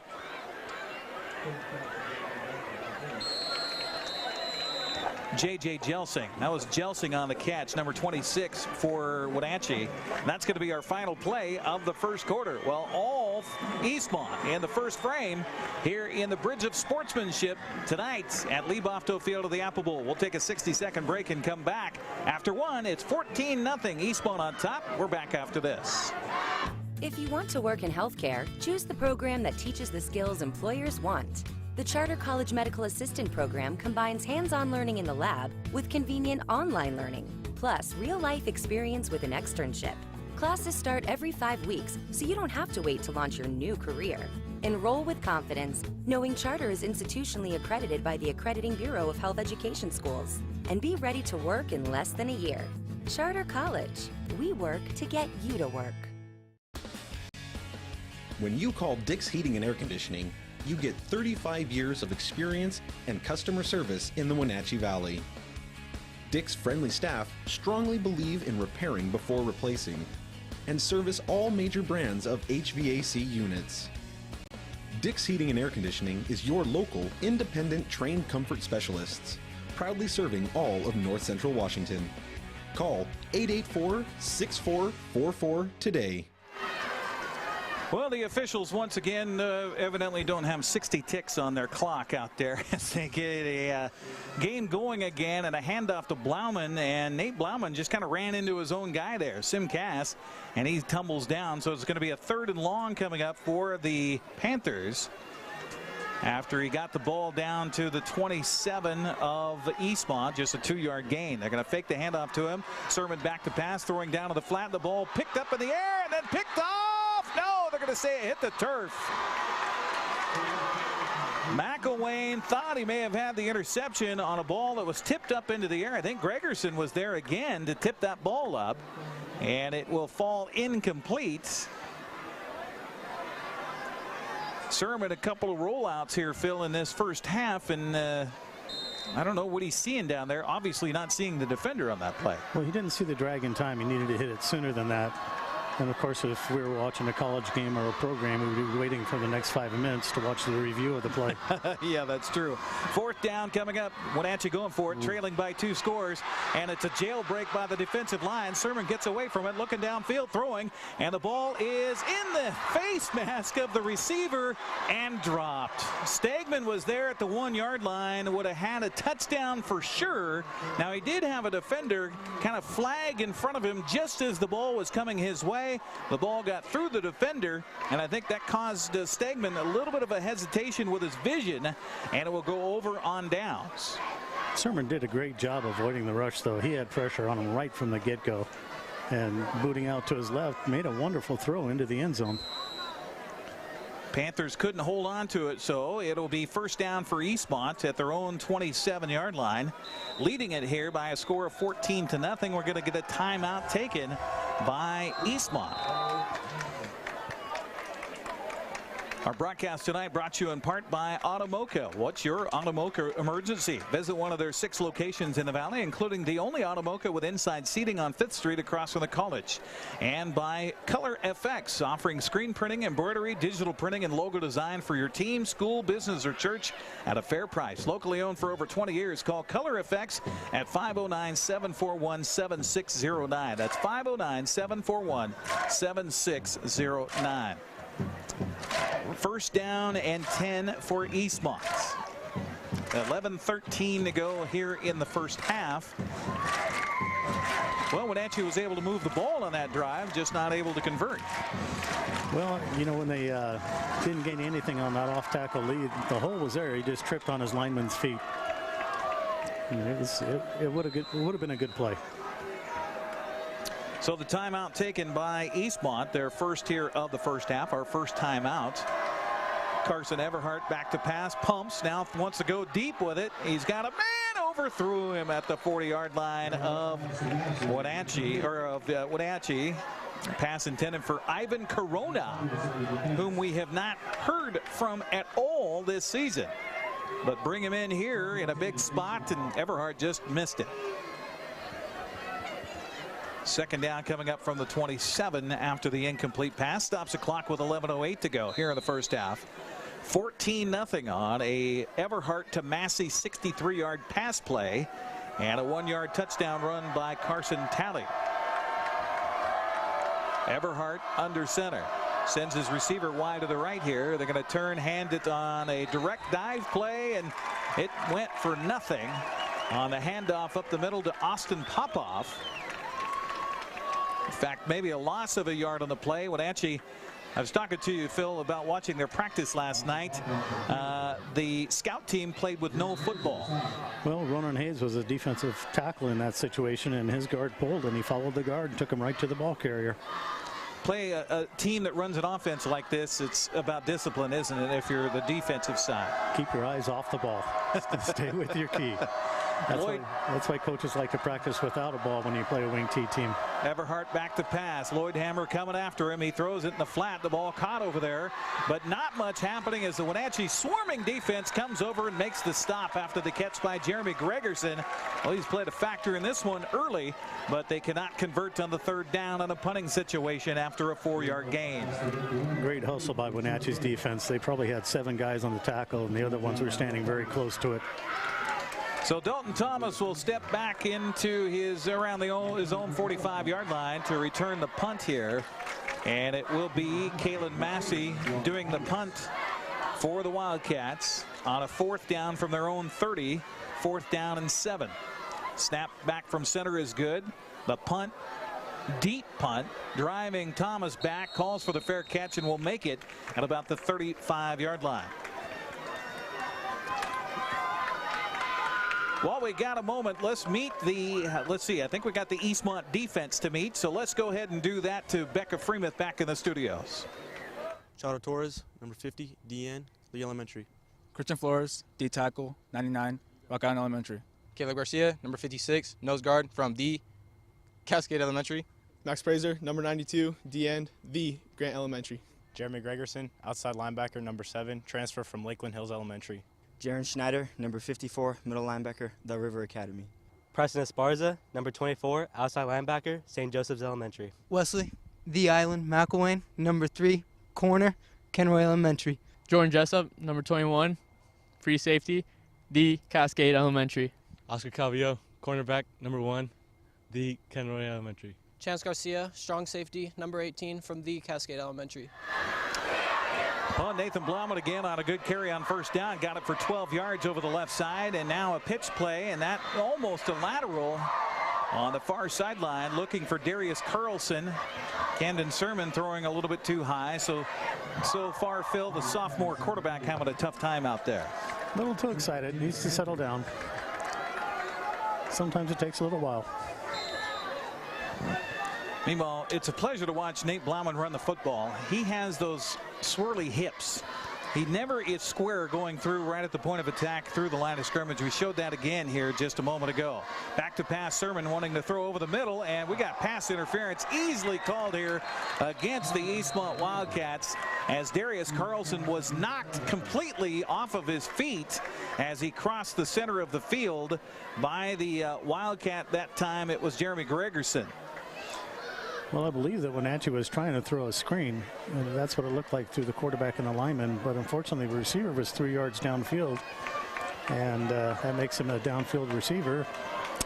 So there's pass interference on this intended screen play. Well, what they call here, a couple of penalties against Eastmont.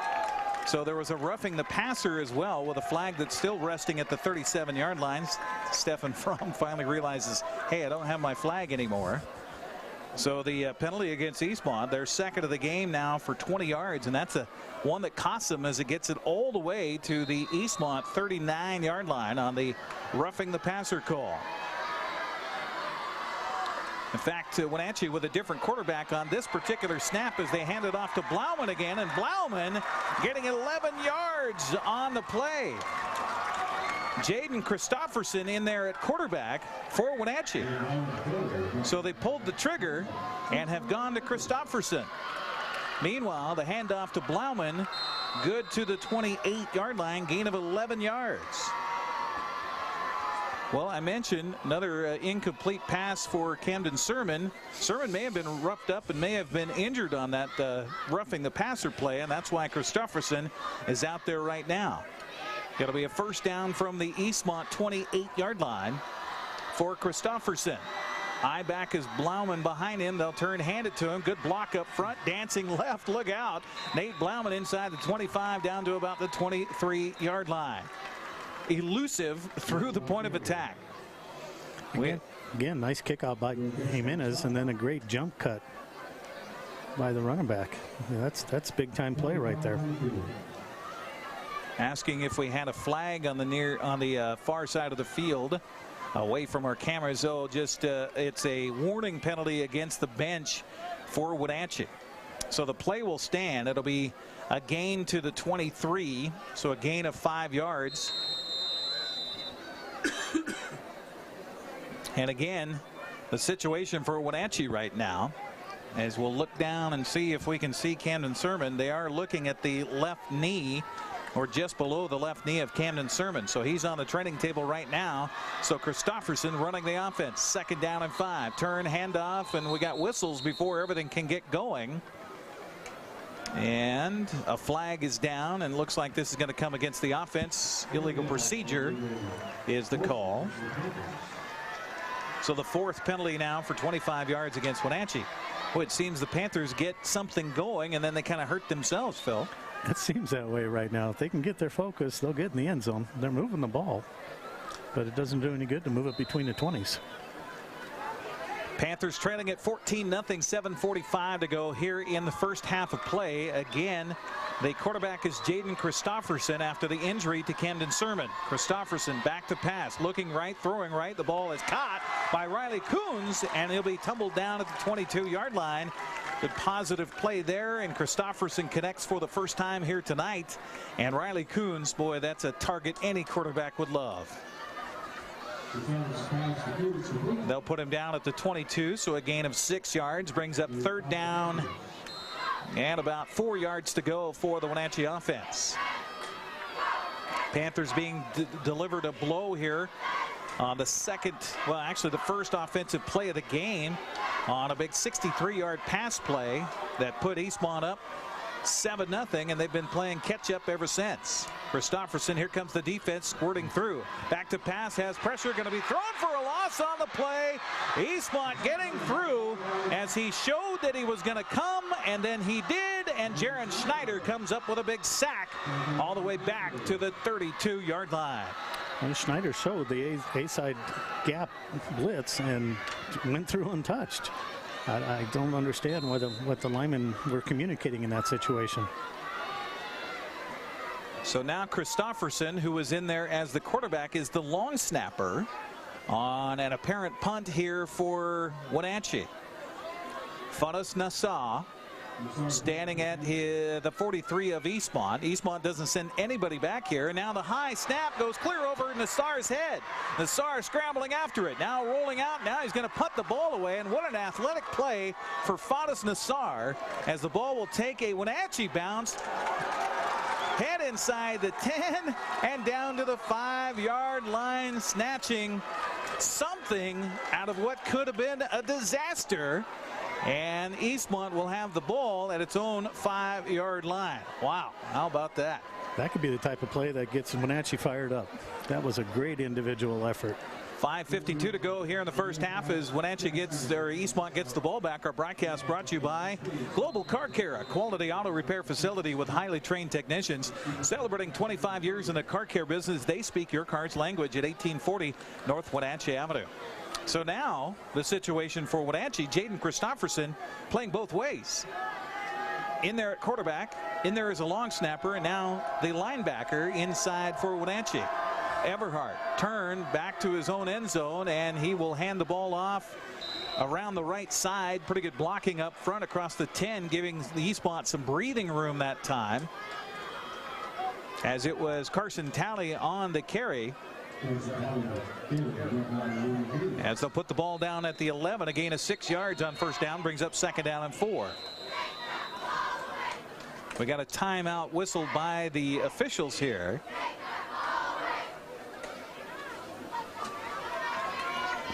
They want to talk it over, make sure they got the ball in the right spot, I think.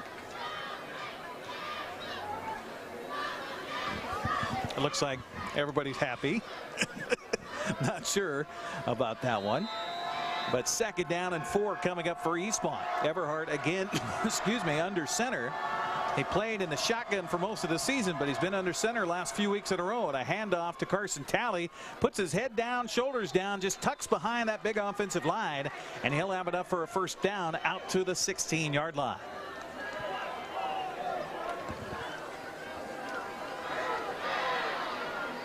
Good job on that left side by Drew Bergen and Carson Payne for the Eastmont Wildcats. Gonna get a good block up front. And a good job by Massey leading the play. And that's something that we don't talk about nearly enough. If you can get that wing back to come in and help block on the play, that just adds one more helmet in there. Turn, handoff, and it's a tally again, and not much happening this time up the middle, and we're going to get a flag down on the tackle. We'll see if that's on a hold or if it's on the defense on the tackle. I didn't see any hands to the face there on that tackle, but sometimes they put so much emphasis on the player safety as far as the helmet-to-helmet contacts. We'll see what it is. The offense is going backwards, so looks to be like it was a hold against Eastmont. It was a first down from the 16. Spot fouls here in high school football. So they'll mark it back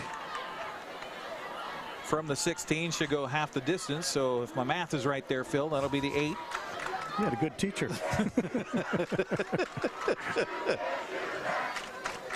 Was that the day you paid attention? That was the one day, yeah. When they made the analogy of marking off yards on a football field, I went, oh, I can pay attention now. Everhart turn, handoff to Massey, trying to get around the right side, but again, nothing but Panthers there as they deliver a blow. Lloydhammer finished him off. He had some help from some others up front along with Ronan Haynes. It'll be a loss on the play. No, they'll be kind to give him a gain of a yard. He fell forward on the tackle. Out to the 9. It'll bring up 2nd down and 17 here for Wenatchee, or for Eastmont. Appreciate you joining us along with Phil Zakowski. I'm Eric Grandstrom on the NCWLIFE channel. Good one here tonight.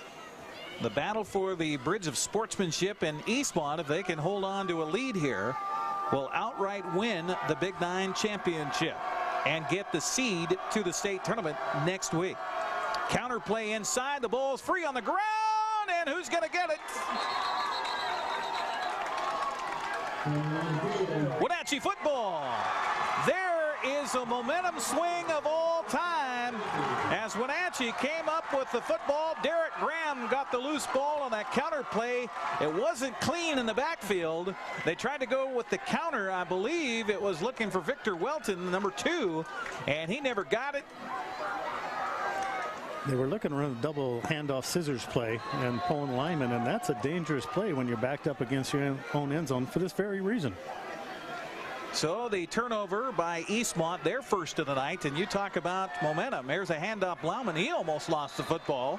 He will take the gain down to the 4-yard line as he's tackled that time here for Eastmont by Caleb Garcia, the freshman coming through. 2nd down coming up from the 4-yard line. Wenatchee trying to break the scoreboard for the first time here tonight with under 3:30 to go in this first half. Big crowd on hand here at Lee Bofto Field of the Apple Bowl. Sermon's back in there, by the way. Handoff Blauman. Blauman diving down to the 1-yard line. 3rd and goal coming up from the 1. I love his pad level near the end zone. That's a beautiful thing to see because you're only going to go forward on that. Mason Brown splits out wide to the left. You got to think they'll just go to that ground game one more time. Sermon's going to keep it himself. The knee must be fine, thank you, as he takes it into the end zone. Touchdown, Panthers.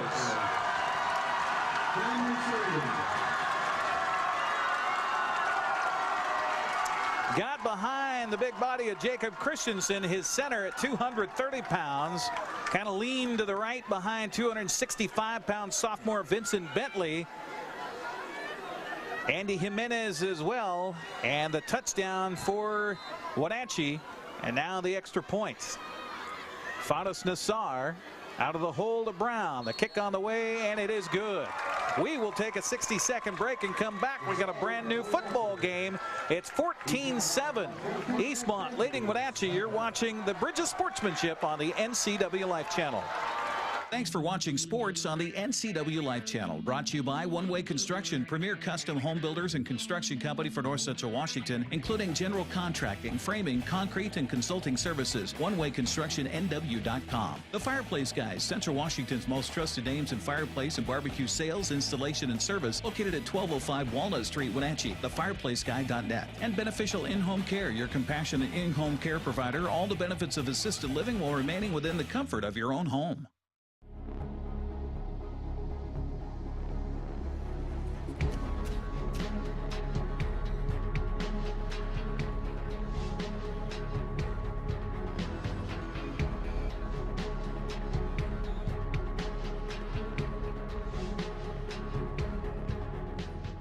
Walkabout Grill, open 7 days a week for lunch and dinner in downtown Wenatchee and now downtown Leavenworth, where eating out is eating healthy.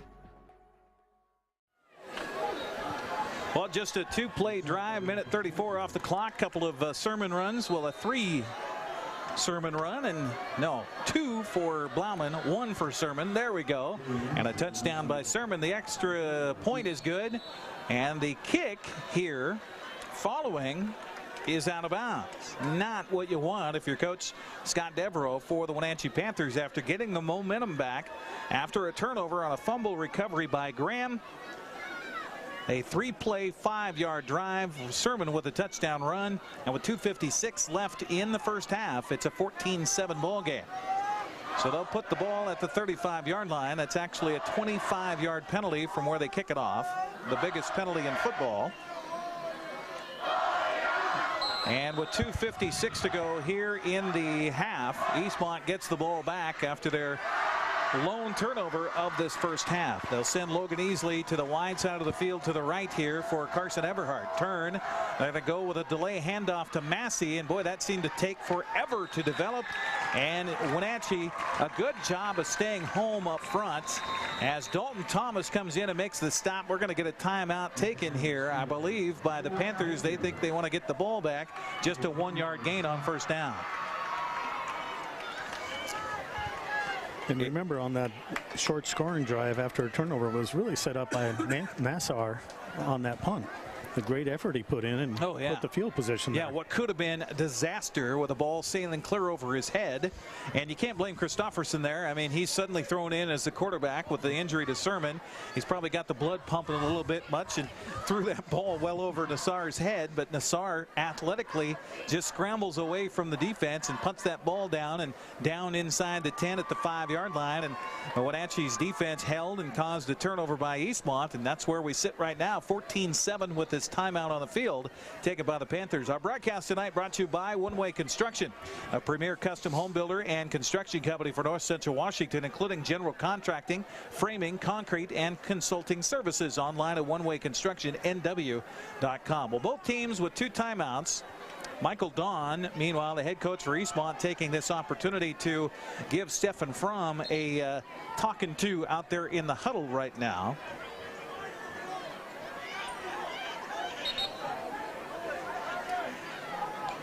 That's the most intensity I've seen from Coach Don in quite a while. Maybe since the first half of the game earlier this year with Ellensburg at Eastmont. 2:46 to go here in the first half. 2nd down and 9. They're going to go with that play again. And here's Massey, and gets away from one man, but won't get away from the rest of the Panther defense. And another timeout going to be taken here for Wenatchee. Good job chasing the play from behind that time and getting just enough of him by Derek Graham. You mentioned the defensive ends for Wenatchee. Well, they're playing to the talent level here again tonight. They really are, and that outside linebacker stepped up to help turn it in again. You know, he doesn't get credit for a tackle, but he gets credit for making the play. So the timeout taken by Wenatchee as the Panthers want to reserve some time on the clock, and they think the defense has a feeling right now that it'll be able to do so. Our broadcast tonight brought to you also by The Windmill, a time-tested restaurant providing traditional steakhouse meals and a homey old-fashioned dining room. Open 7 days a week, 4:30 to 9. Call 509-665-9529 to make your reservations for The Windmill. That's 509-665-9529. Appreciate you joining us here tonight on our broadcast live on Local Tel Channel 12, on Charter Channel 19, also on the stream tonight at NCWLIFE.com. Good first half of football so far. A little bit of everything. Big plays, turnovers, stout defense, injuries, intrigue, and now a 3rd down and long. Everhart back to pass, has pressure, now throws. The ball is not completed to Tanner Nelson. Good coverage downfield here for the Wenatchee Panthers by Jackson Bowles. Got a hand in there, just enough to deflect the pass. That'll bring up 4th down.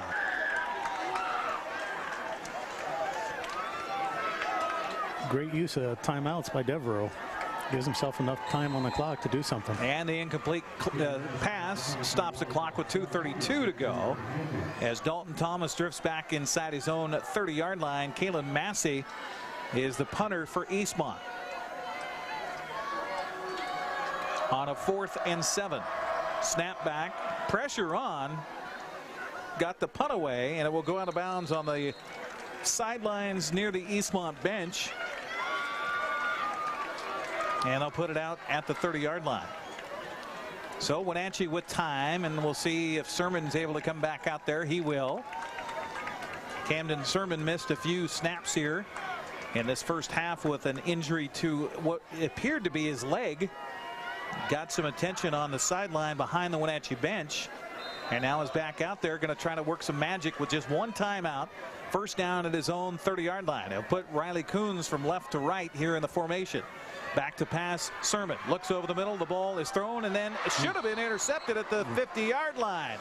Ball in the hands of Chance Garcia, overthrown Riley Coons, and Garcia couldn't make the play. Sometimes the easiest catches are the hardest. Clock stops on the incomplete pass with 2:23 to go here in this half. Eastmont jumped out to a 14-0 lead on a 63-yard pass play on the first play from the game from Everhart to Massey, and then a tally touchdown run after an interception by Gregerson. Now the turn, handoff to Blauman, and he gets nothing. Christian Flores, the first of the Wildcats to get there. Got some help from Max Prazer, the sophomore, and they tackle him for a loss on the play of about 2 yards. They'll put the ball just outside the 28-yard line. So 3rd and long, and what you don't want to do here is field position game and give it back to Eastmont if you're Wenatchee with time on the clock. Eastmont still has 2 timeouts. The chess match continues here on the surface of Lee Bopto Field at the Apple Bowl. 3rd down, 12. Sermon, snap, throw, ball caught. Stegman running back towards the line of scrimmage, had blockers in front, kind of evaded his own blockers, and now will be tackled down at the 35-yard line. Looks like if he kept going north and south there, Coach, you may have had a little more gain. Well, you know, the question you asked me previous, that was a great call by Devereaux. You know, it's a safe play. You might get the first down out of it. But if you don't, you know, the clock's still running, things are good. But of course now Eastmont calls a timeout. Eastmont with the timeout here, their second of the first half. Our broadcast brought to you by Dick's Heating and Air Conditioning, serving all brands including Trane.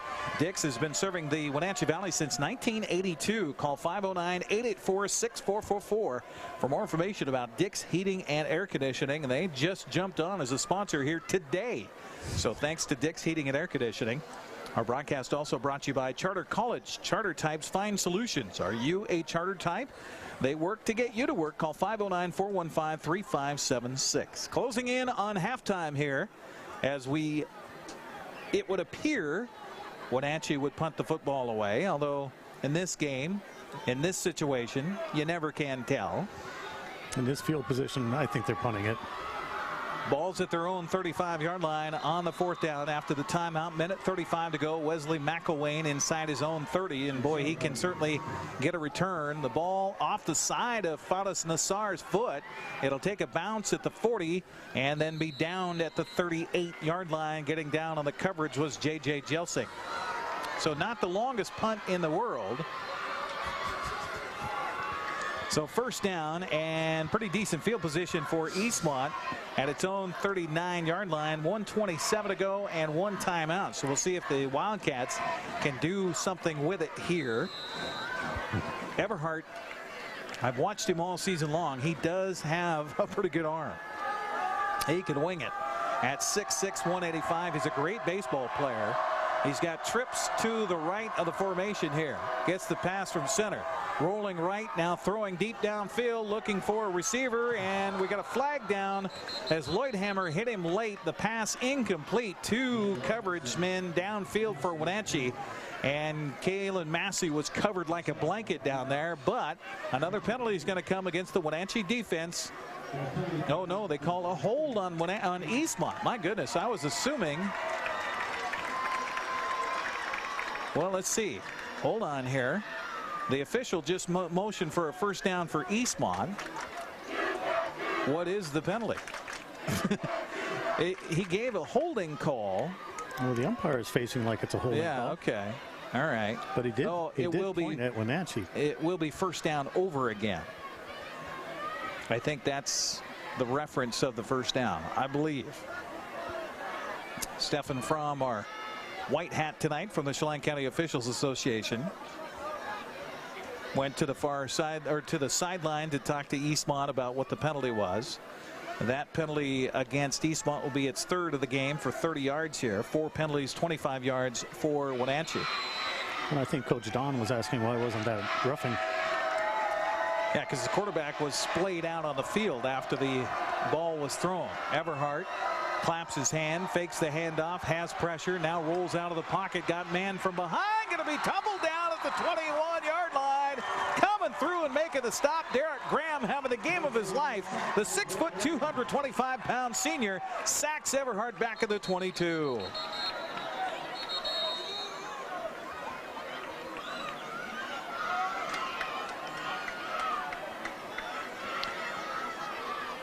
The officials talking to each other here. Oh, a timeout, Wenatchee. There we go.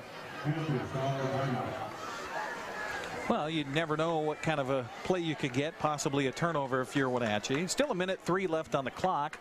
Eastmont facing a second down coming up from its own 22-yard line after the big sack on the play. Well, there are all the timeouts now, but why not take your chances? You can't save the timeouts into the second half. That's true. That's true.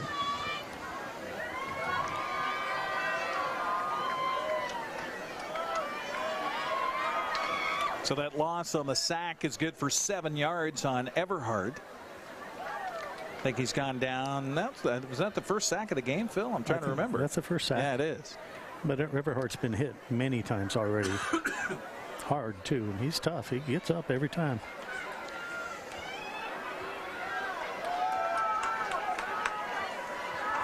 Kevin Skaliski and the rest of the coaches go out there to talk to the defense about what they want to do here.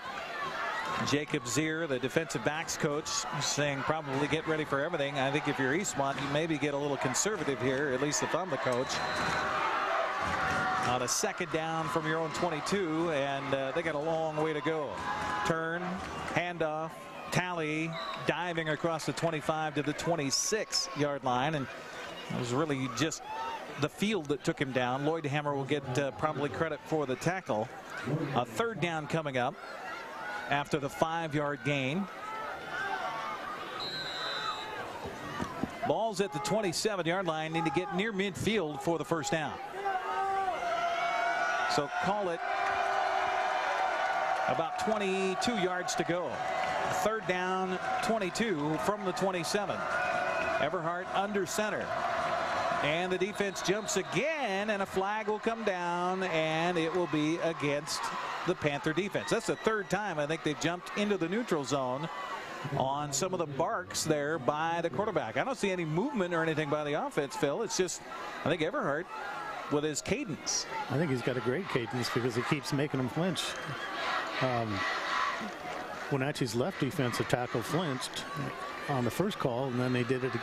Quarterback made the second snap count, and then the right tackle jumps off. And is that something, you know, you talk to your quarterback about coaching wise coming into this game, because you got that defense that's got its ears pinned back, and they really want to make a play, especially in front of a huge crowd on a night like this, and maybe take advantage of their over aggressive nature? Absolutely, and the way Wenatchee's line gets off the ball is impressive. So you want to slow them down any way you can. Third down and a handoff again, and it's Talley going to get it up to the 40-yard line and near the original line of scrimmage. It'll be a gain after the penalty and the yardage out to the 40 for Carson Talley, and that's going to be our first half. What an entertaining one here tonight at Lee Bofto Field at the Apple Bowl, where at halftime it is the Eastmont Wildcats leading the Wenatchee Panthers 14-7. We're going to take a 2-minute break and come back with halftime here on the NCWLIFE channel. Hello, and what is up? Welcome to Career Shift Business Edition.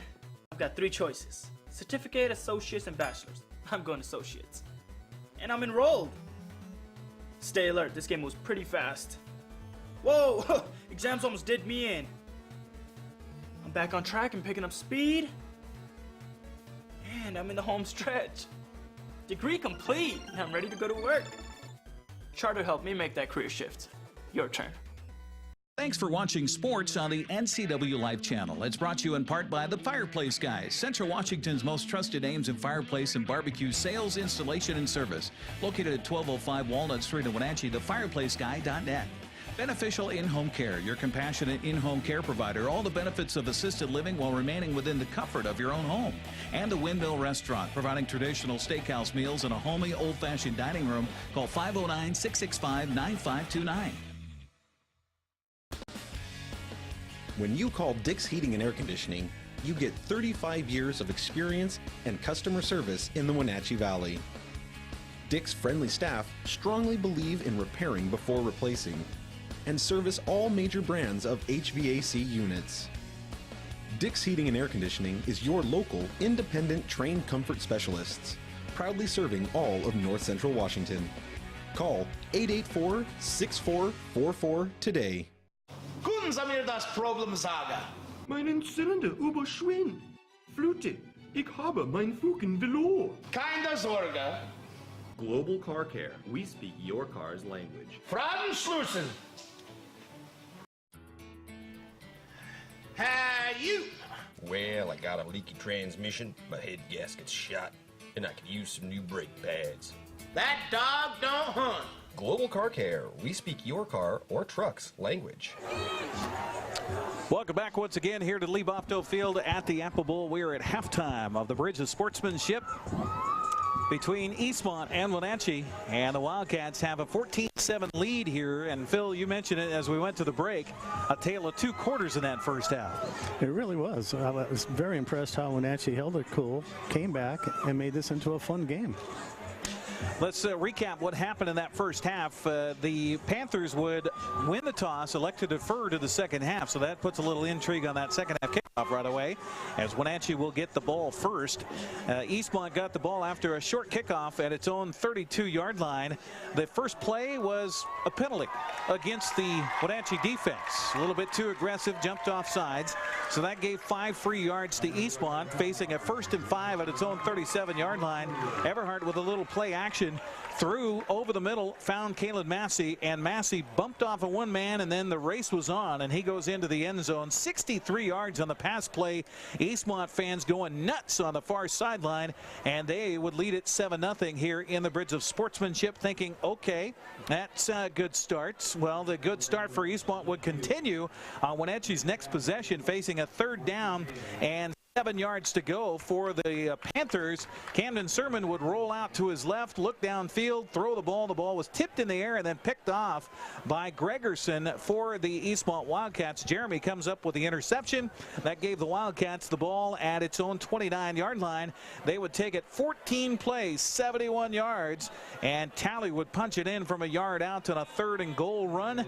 The extra point with 2:57 to go in the first quarter made it 14-0, and at that point it seemed all the Eastmont Wildcats in that first half of play. But Wenatchee will get a good drive together, will get it down the field to the Eastmont 27 before they turn it over on downs, and then we'd start the second quarter, and things kind of shifted a little bit, especially with a punt by Fadas Nasser that was down at the 5-yard line, and the Wenatchee Panther offense would take advantage of the field position game there given to them by their defense, as Graham would recover a fumble in the backfield as they tried to hand it off to Victor Welton on a little misdirection in the backfield, and Graham would recover it from the 5-yard line. Wenatchee would punch it in for their first score of the game with 2:56 to go in the first half, and would trail at that point 14-7. The two teams would exchange punts and would take a lot of timeouts, and then the wind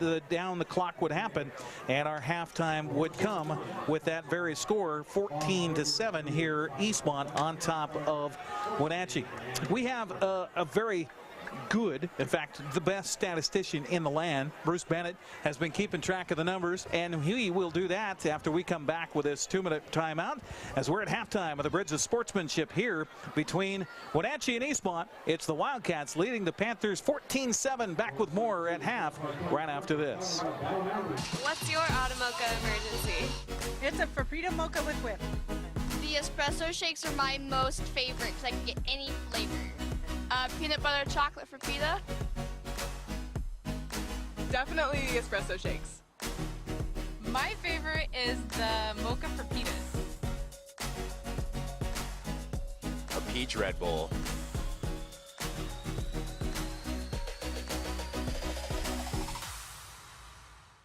Where will you be a year from now? You could be working as a medical assistant. The Charter College Medical Assistant Certificate Program gets you work ready in 10 months. Add 5 more months to earn an associate degree. We prepare you with hands-on training and support you after graduation with job search help and interview skills.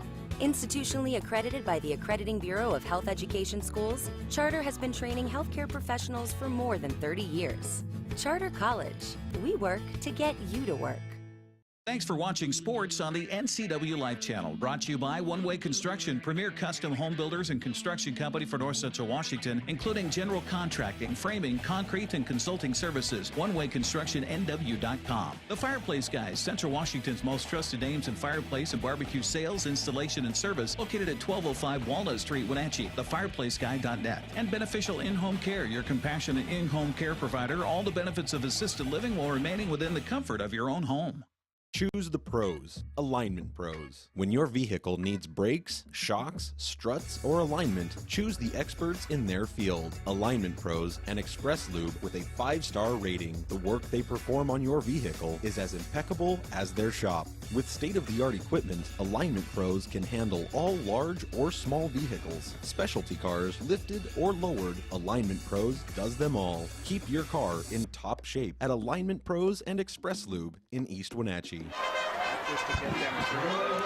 Welcome back once again to Lee Bofto Field here at the Apple Bowl, and we've got a horse race going on. This is to benefit Special Olympics here for the Wenatchee Valley, and we've got sponsored horses out there. All the sponsorship money goes to the Special Olympics.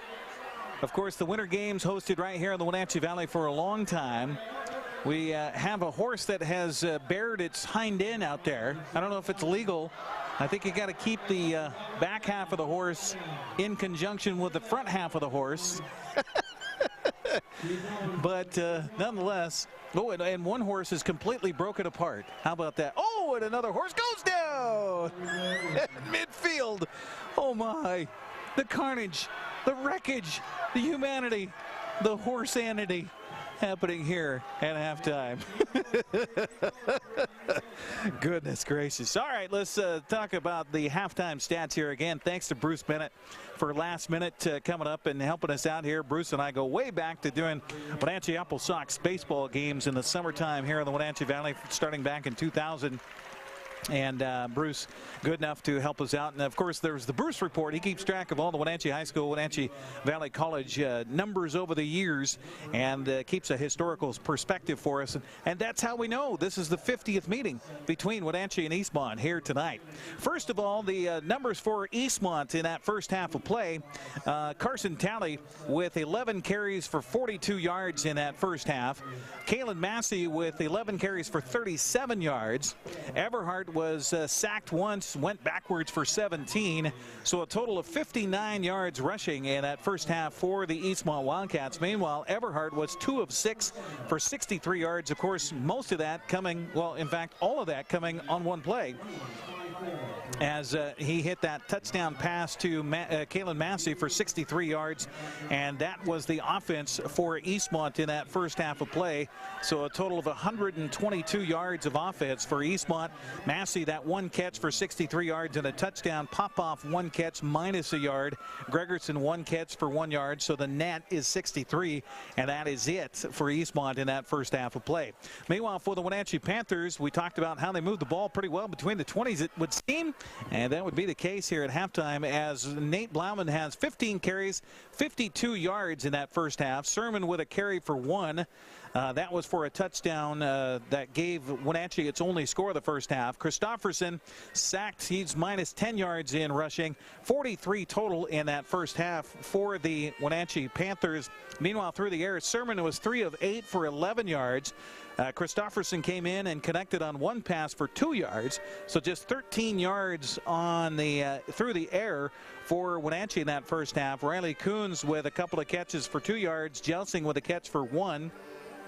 Stegman, a couple of catches for 10 yards to account for the 13 yards. So even though that Wenatchee has thrown those short passes, give credit to the Eastmont defense for coming up quickly and making stops out there on the field. So a total of 56 yards for Wenatchee to just 122 yards for Eastmont. And that was something we kind of thought maybe you've got the two best defenses in the Big Nine meeting here tonight. Maybe that would be a tale of the tape.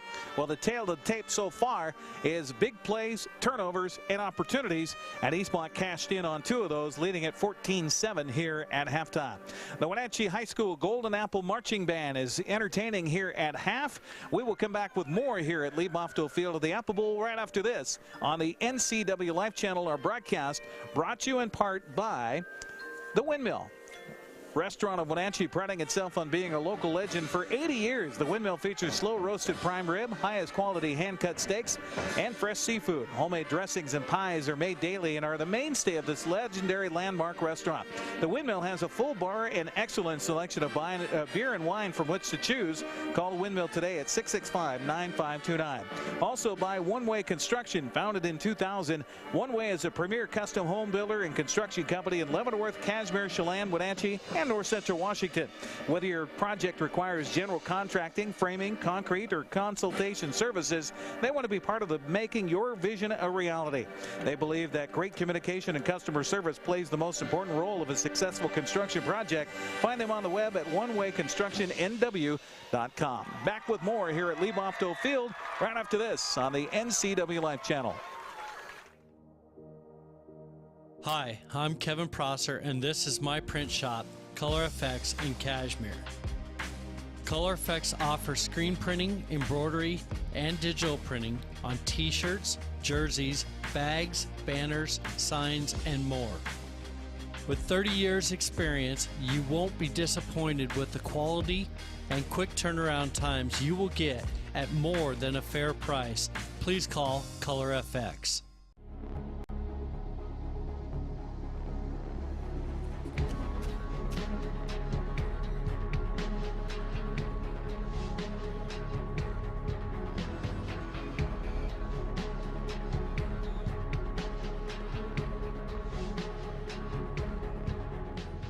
Walkabout Grill, open 7 days a week for lunch and dinner in downtown Wenatchee and now downtown Leavenworth, where eating out is eating healthy. When you call Dick's Heating and Air Conditioning, you get 35 years of experience and customer service in the Wenatchee Valley. Dick's friendly staff strongly believe in repairing before replacing and service all major brands of HVAC units. Dick's Heating and Air Conditioning is your local, independent, trained comfort specialists, proudly serving all of North Central Washington. Call 884-6444 today. Thanks for watching sports on the NCWLIFE channel. It's brought to you in part by the Fireplace Guys, Central Washington's most trusted names in fireplace and barbecue sales, installation, and service. Located at 1205 Walnut Street in Wenatchee, thefireplaceguy.net. Beneficial In-Home Care, your compassionate in-home care provider. All the benefits of assisted living while remaining within the comfort of your own home. And the Windmill Restaurant, providing traditional steakhouse meals and a homey, old-fashioned dining room. Call 509-665-9529. Great performance by the Golden Apple Marching Band here at halftime in front of a huge crowd at Lee Bofto Field of the Apple Bowl. Parking at a premium here as the fans have been filtering in since they opened the gates at 5:30. I was just talking with Phil Zakowski, our Hall of Fame coach, is joining us here on the broadcast tonight here on the NCWLIFE channel. And you mentioned that you retired from Cashmere last year. You got to take a chance to go watch some college football this fall. And just watching a band perform at halftime, that's something you probably haven't seen. No, I haven't, and I always had a rule at homecoming that it was more important to win the game than who the king and queen was, and I never had any of my players on the field during that time. And then, of course, that went up to bite me because my daughter ended up winning queen. But I had to stick with the rule. You know, the game was more important. Nobody wants to lose a homecoming. No, definitely not. Speaking of which, when you pick your homecoming What goes into that? I never talked to anybody about how you pick your homecoming game. I mean, you get, what, 4 or 5 possibly home games a year, so I mean, you have that to choose from. You know, with rivalries, you've got that game where you kind of, no, I don't want to do that for a rivalry game. Well, the number one criteria is it has to come after an away game because you're coming home. It's the homecoming, right. Right, and then you go into exactly what you said. You know, do you really want to play Wenatchee play Eastmont? You know, or vice versa, because there's enough pressure on the kids already, and add homecoming to it too. You know, let's not forget they're just kids. And I assume you're like most of the coaches that I've ever talked to about homecoming. Coaches hate homecoming. Yes and no. Okay. I mean, it's a good chance for the kids to have some fun and good school spirit generation, things like that. From my standpoint, I always told the kids, you are totally involved with what's going on in school until 3 o'clock. And once you step on a football field, you're focused on football. But have fun with it. Dress up, you know. Be goofy for a week. Why not? You're only in high school once. Enjoy it. Right. Absolutely. We are at halftime here at Lee Buffalo Field of the Apple Bowl, where the Eastmont Wildcats lead the Wenatchee Panthers by a score of 14-7. I will have you ask you to put your coach's hat on here for just a moment and talk about what if you were the coach for each team, if you were Michael Don, if you were Scott Devereaux for Wenatchee or for Eastmont, what would you be telling your team at halftime here after what you just watched for that first half of play? Number one, I would tell them how proud I am of their intensity at play. Both teams are playing so intense. Both defenses are playing very, very well. It was interesting that it started out so fast for Eastmont and so poor for Wenatchee, but they came right back and made it a great game. So number one, I would be proud of their efforts and what they're doing. Number two, honestly, I would tell them, hey, keep it up. You know, Wenatchee, they've got a little momentum going now. They're right back in the game. Eastmont, you know, keep it up. You guys know you can score big on them. You know you can run on them. You know you can hit the pass. You know, keep doing what you're doing. I think the impressive part, too, was that either team had an opportunity to kind of have the wind go out of their sails with some mistakes that happened in that first half, especially Wenatchee. Didn't see that. No. And, you know, the big rivalry game, it's not going to happen, especially these two schools so close to each other. You know, if the same thing had happened with, let's say, some school from the Tri-Cities, you know, maybe the Tri-City school would have gone out in the first quarter. Sure. Let's just go home. Right. But with these two teams just having a river separate them, no way. And even though they're in the bowels here at Pioneer, they can sense the racket that's being created here at halftime by our capacity crowd, as we always expect to have, as the Eastmont Wildcats come out of the locker room, getting ready for second half play. The Wenatchee fans show their displeasure with the team in white uniforms and red helmets. The Wenatchee Panthers will be emerging from their locker room momentarily. We'll have the warm-up and we'll have the kickoff, and Wenatchee will return the ball to start this second half as they trail at 14-7. I think we're still in for a mighty interesting second half, and who knows, maybe some extra time as well here tonight. It's the Battle of the Bridge, as many people call it. We like to call it the Bridge of Sportsmanship. We'll come back with second half action after this timeout on the NCWLIFE channel. Guten Samir das Problem sagen. Meinen Zylinder Flute. Ich habe mein Fugen Velour. Keine Sorge. Global Car Care. We speak your car's language. Fragen Schlussen. Hey, you. Well, I got a leaky transmission, my head gasket's shot, and I could use some new brake pads. That dog don't hunt. Global Car Care. We speak your car or truck's language. What's your automocha emergency? It's a Faprita mocha with whip. The espresso shakes are my most favorite because I can get any flavor. Peanut butter chocolate Faprita. Definitely the espresso shakes. My favorite is the mocha for pitas. A peach Red Bull.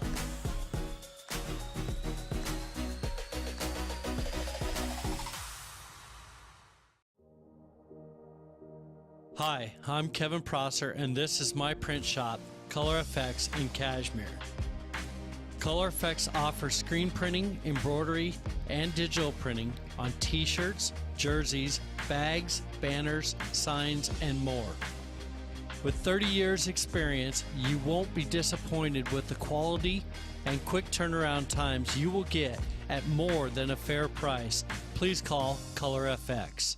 Thanks for watching sports on the NCWLIFE channel. Brought to you by One Way Construction, premier custom home builders and construction company for North Central Washington, including general contracting, framing, concrete, and consulting services. OneWayConstructionNW.com. The Fireplace Guys, Central Washington's most trusted names in fireplace and barbecue sales, installation, and service, located at 1205 Walnut Street, Wenatchee. TheFireplaceGuy.net. And Beneficial In-Home Care, your compassionate in-home care provider. All the benefits of assisted living while remaining within the comfort of your own home.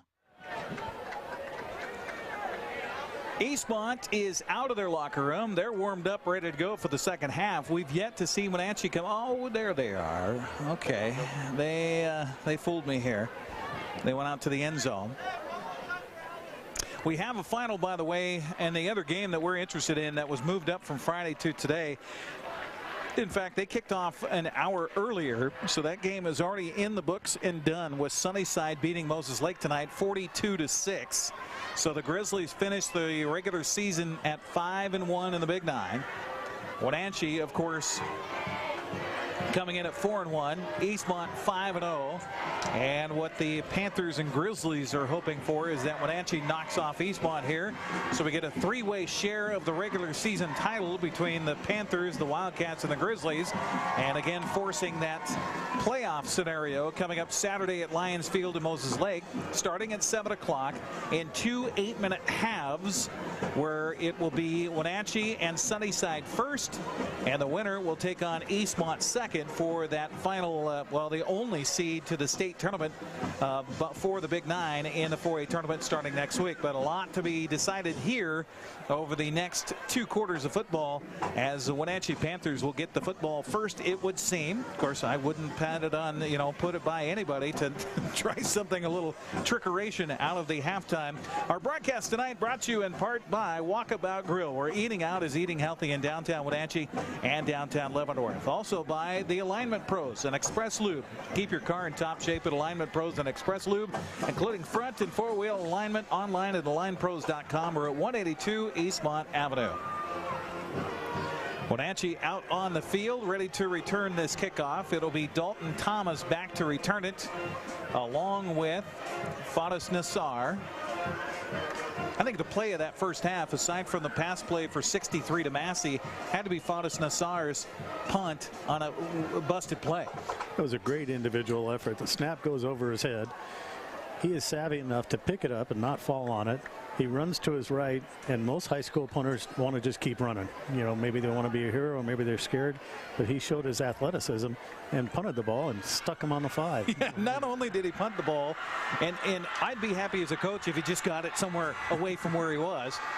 He kept it inbounds on the sideline, and it rolls dead at the 5-yard line. Unbelievable individual effort there for Fadas Nassar. As we are ready for the second half, Kalen Massey will tee the football up at the 40-yard line, as Eastmont and Wenatchee ready to go here for the Bridge of Sportsmanship. Who's going to win it? Will we get it decided over the next 2 quarters? Will we go extra? Who knows? Love it here, and thanks for joining us on the NCWLIFE channel. Our officiating crew ready to blow the whistle and start our second half of action. And again, Dalton Thomas back there along with Fadas Nassar. And here comes Caleb Massey on the kick. And we got offsides, I think, going to be whistled against the kicking team. Yes, it is. So where Wenatchee had the penalty on basically the first play of the game in the first half, Eastmont going to get the penalty here to start off the second half before we can even get the kickoff.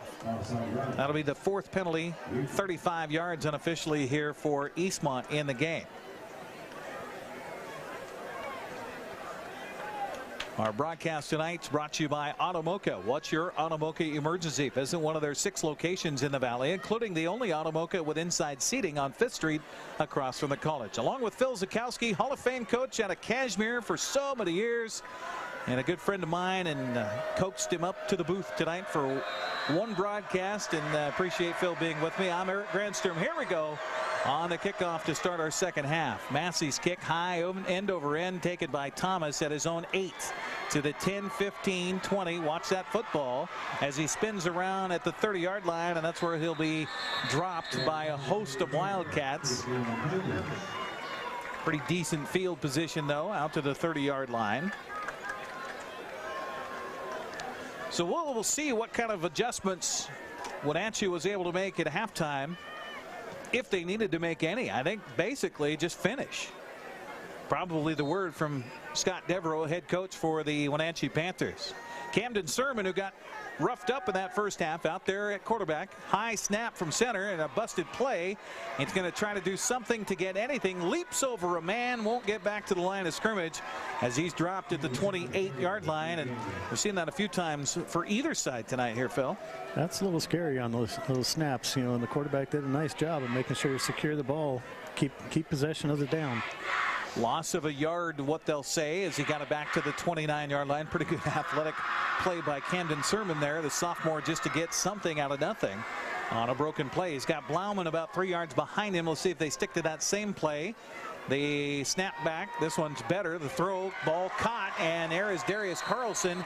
Carlson immediately stands up, tries to get the home fans fired up as he gets a collection out to the 40-yard line. Great pass by Sermon. Put it right on the money. Got there in a hurry. Excuse me, the 45 is where the ball will rest. So a gain of 16 yards on the pass play out to the 45 of Wenatchee. Wide receiver split out wide to the right is Jelsing. They're going to hand it off to Blauman up the middle, and not much happening there. Jeremy Gregerson gets in on the stop along with Jaron Schneider. Two linebackers did their job of closing that hole. Gain of 2.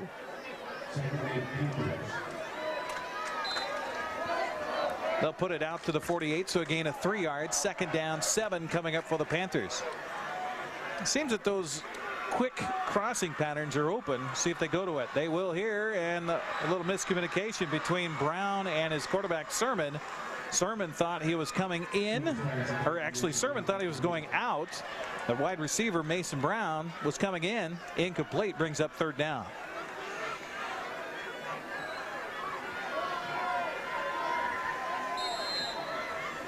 Clock stops with 10:29 to go here in the 3rd quarter. Opening possession of the 2nd half. Eastmont now trying to fire up the red zone on their side of the Lee Bofto Field at the Apple Bowl.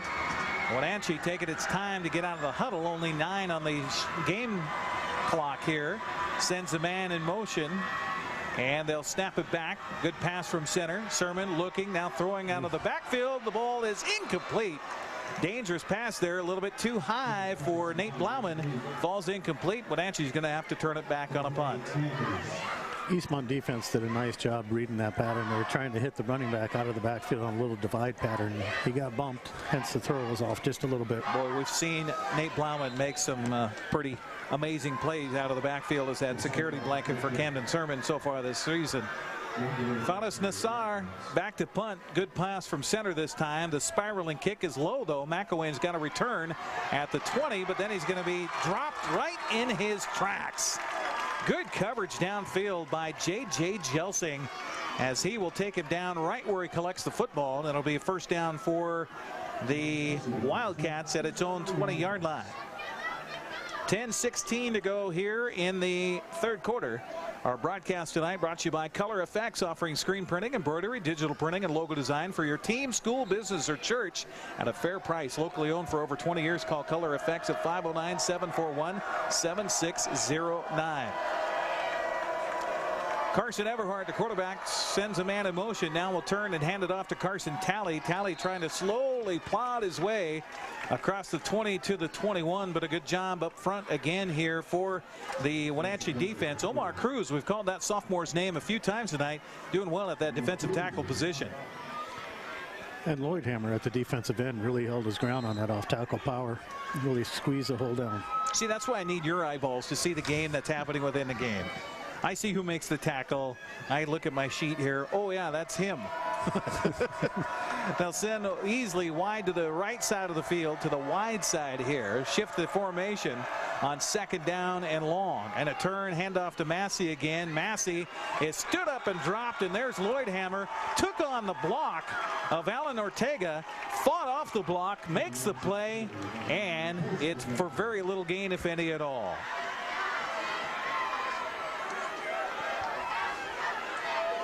Chase Lloydhammer, I don't know how you don't give him a first-team All-Big 9 selection at defensive end as a junior this year. 6'5", 205, and just occupying space, valuable real estate for that defensive front. Eastmont taking a long time. They haven't even broke the huddle, and now 8 on the game clock. Or on the play clock, I should say. 7-6, and now timeout going to have to be taken. Oh my, wow, that could hurt. Eastmont having to take a timeout. Coach Michael Don not happy about the situation out there. It took him a while to get the play from the sideline, and then it took him a while to call the play in the huddle.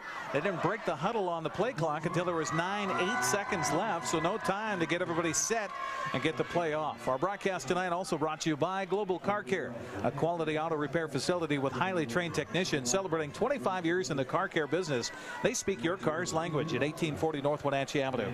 Well, Phil, 62 degrees up here in the booth. I think it's about 58 out there on the field surface right now. This is a perfect night for football. It can't get any better than this. Good. First day of November. Are you kidding me? We're usually talking about snow at least once before Halloween. Well, at least you got the big boots out. 3rd down and long coming up after the timeout by Eastmont. Everhart under center with 8:49 to go here in the 3rd quarter. And they're going to go with a pass option. Throw downfield. The ball is off the hands of the intended receiver, Ivan Corona. It was Victor Welton who threw the ball downfield. Had the earmarks of a big play, but falls incomplete.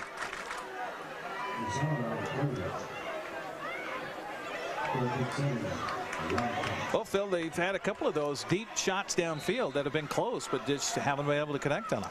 Well, when it's 3rd and long, that's a little hint to the DBs to watch play action, and they were, pretty darn good coverage on that play. So Eastmont facing a punting situation as Massey stands just outside his own 10-yard line. Good pass from center, and no pressure this time. A high wobbly kick and not too deep will in fact go out of bounds along the Eastmont sideline, and the official will mark it down at the 50. So just a 28-yard punt for Massey, and field position so valuable here in this tight ball game, as Wenatchee will have fantastic field position with 8:38 to go in the 3rd quarter, trailing it by a touchdown at midfield. Camden Sermon in the shotgun, 5 yards deep. Looks over the defense, 4-man defensive front, turn, fakes the handoff, rolling out, throwing. The ball is caught by Darius Carlson, but he didn't have much of a chance to do anything after the catch because the ball was thrown low. A gain of just a yard brings up 2nd and 9.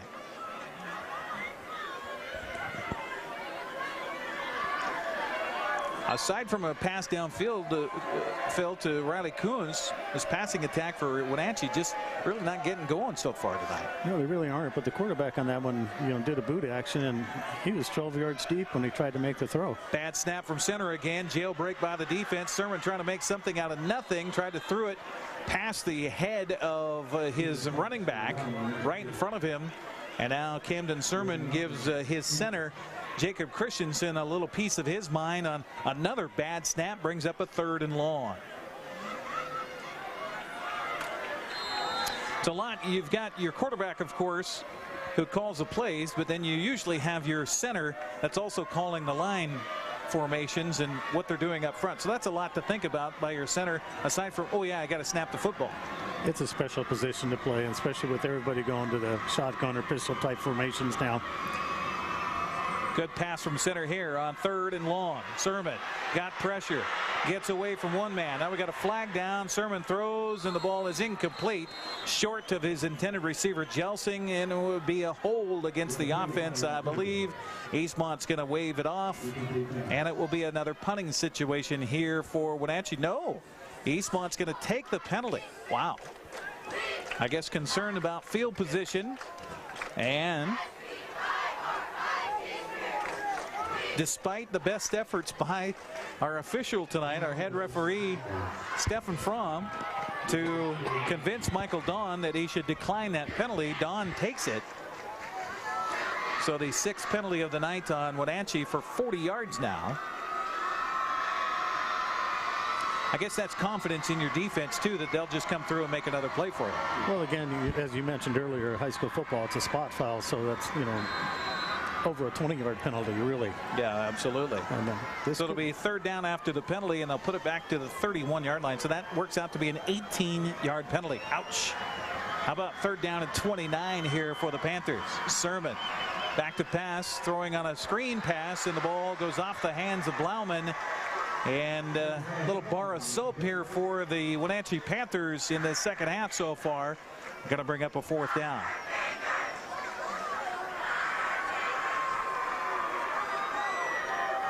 Well, now you look brilliant for taking that penalty, because field position going to be what would seem pretty good here for Eastmont in this exchange. Fadas Nassau standing inside his own 20-yard line, and Wesley McElwain inside his own 30. End over end punt will be caught by McElwain at the 31. Gets across the 35, got away from one man, but then is spun down there as a host of black jerseys consume him. One of the first one to get there for the Panthers was Jaden Christofferson.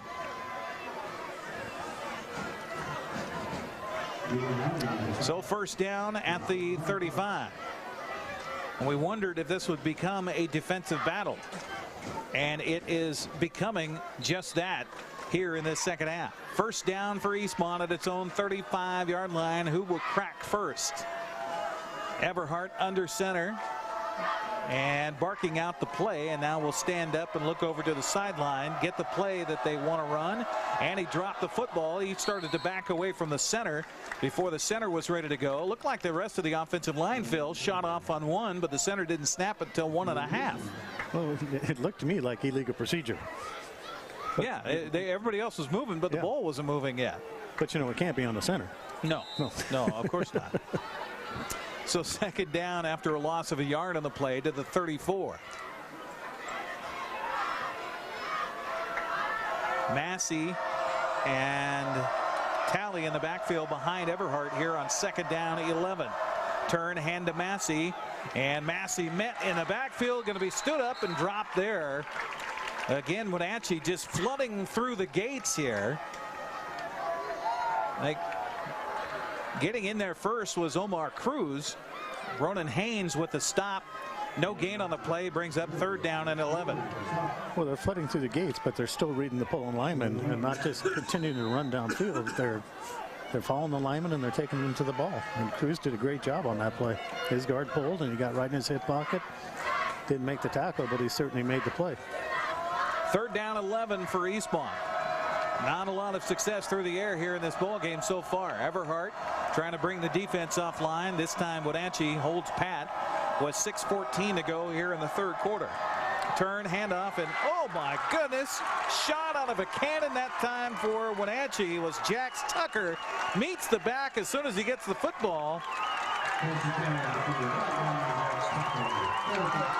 And that'll bring up a 4th down. By the defensive line's alignment, it was almost as if they were baiting Wenatchee to run that play, because they had shifted their right tackle down over the center and looked like a nice gap there. But like you said, Jax came in there and just blew it up. So Caleb Massey back to punt again, as we've had a lot of punts in this football game, and that's been the story of this second half so far. Pressure up the middle. I think the ball was caromed off of the protection man up front, as it will be down at the 41-yard line. I think Kalen Massey punted that ball off of his own protection man, who may have been shoved by the defense coming in trying to block that punt. So a deflected punt, we'll say, off of his own man. And Wenatchee will have great field position at its own 42-yard line with 5:27 to go here in the third quarter, trailing it by a touchdown. Camden Sermon will be under center this time, as we've had a few center exchange problems. Handoff to Blauman, and not much happening there as Caleb Garcia. How about this freshman playing well for Eastmont here tonight? Reminds me of a long time ago. We were playing Okanagan, and they had this linebacker named Will Durning, and he was a freshman. And we said, we're running at the freshman. By the end of the first quarter, I turned to my coaches and said, boys, we're going the other way. He was something else, and then went on to have a great career at Washington State University as well. Under center again, Sermon. Turn, handoff. Blauman bumps after his own man and spills over the 50-yard line to the 49 before he's tackled down. Jordan Jessup comes up on the stop for Eastmont. Decent gain that time for Blauman. It's one thing we've seen here, Phil, in the past several weeks is Blauman will have decent first halves and then kind of disappear in the second half. Looking for better things here as Wenatchee has it. A third down and short. Call it third and a long one here as they'll shift the offensive lineman. With the clock running at 4:17 to go. Eastmont cheating up front, and Sermon lean forward. I don't know if he's going to have it up for the first down or the bend on the spot. The official coming in here from the near side. Let's see if it's a left foot or right foot spot. And it will be darn close, and they're going to wave it a first down. Michael Don on the far side was saying, wait a minute. Not to be a measurement. The officials say first down. So they needed a yard. They got a yard to the 48. Panthers maintain possession. That is only our second first down gained by an offense in this second half. Panthers on the Eastmont side of the 50. Turn, handoff, and they run right by the man that was there, but the rest of the Eastmont defense comes and converges. Chance Garcia, one of the first to pick up on Nate Blauman. A loss of a yard back to the 49.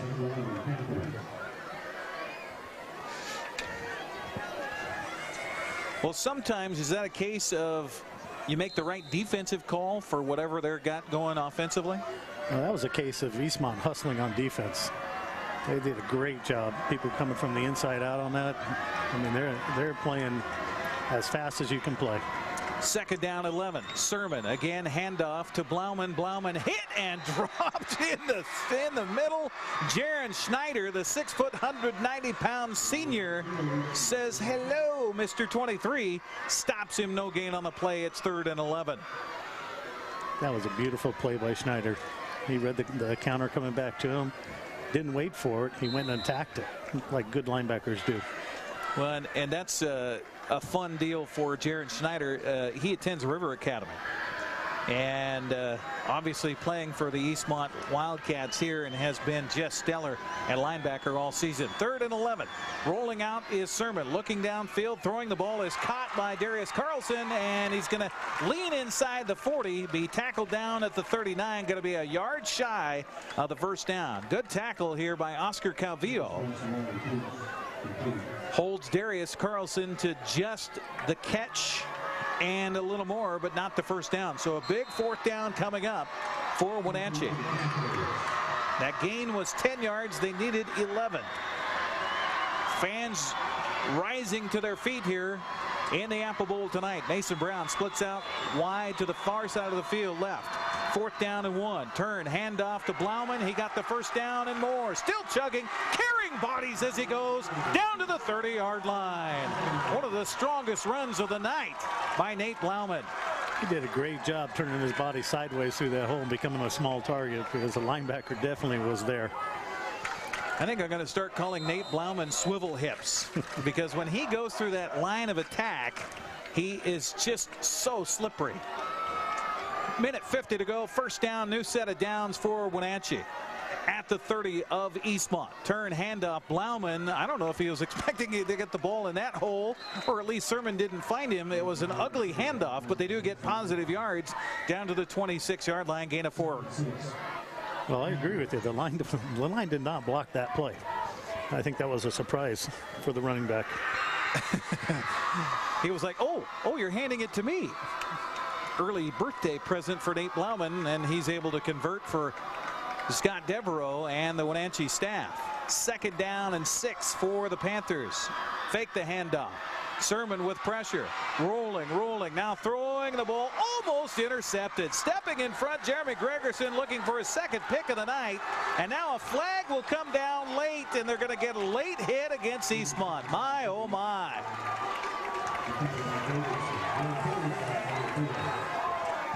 Oh, that's got to drive you crazy as a coach. Doesn't matter what team you're rooting for here tonight, to have a situation after the play, you make a great play defensively and then give it right back on a penalty.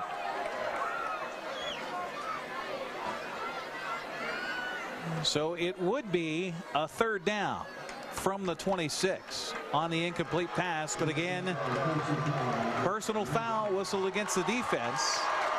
And from the 26 we'll go half the distance, so it should be down to the 13. That penalty against Eastmont, their 5th of the ball game, for 50 yards. Well, they shorted me 1, so it's at the 14.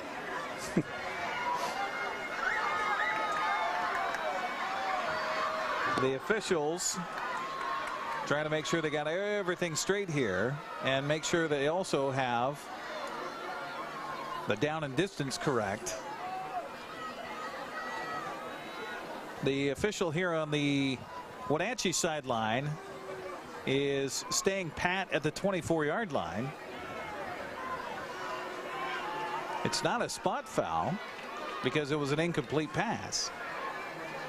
There we go. Now they move it to the 13.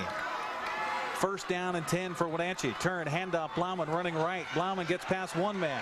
And the rest of the Wildcats converge at about the 7-yard line and bring him down there. One of the first to get there, well, the second to get there, Jaron Schneider. And it always seems, Phil, that when Nate Blauman runs a football, that first guy rarely gets him.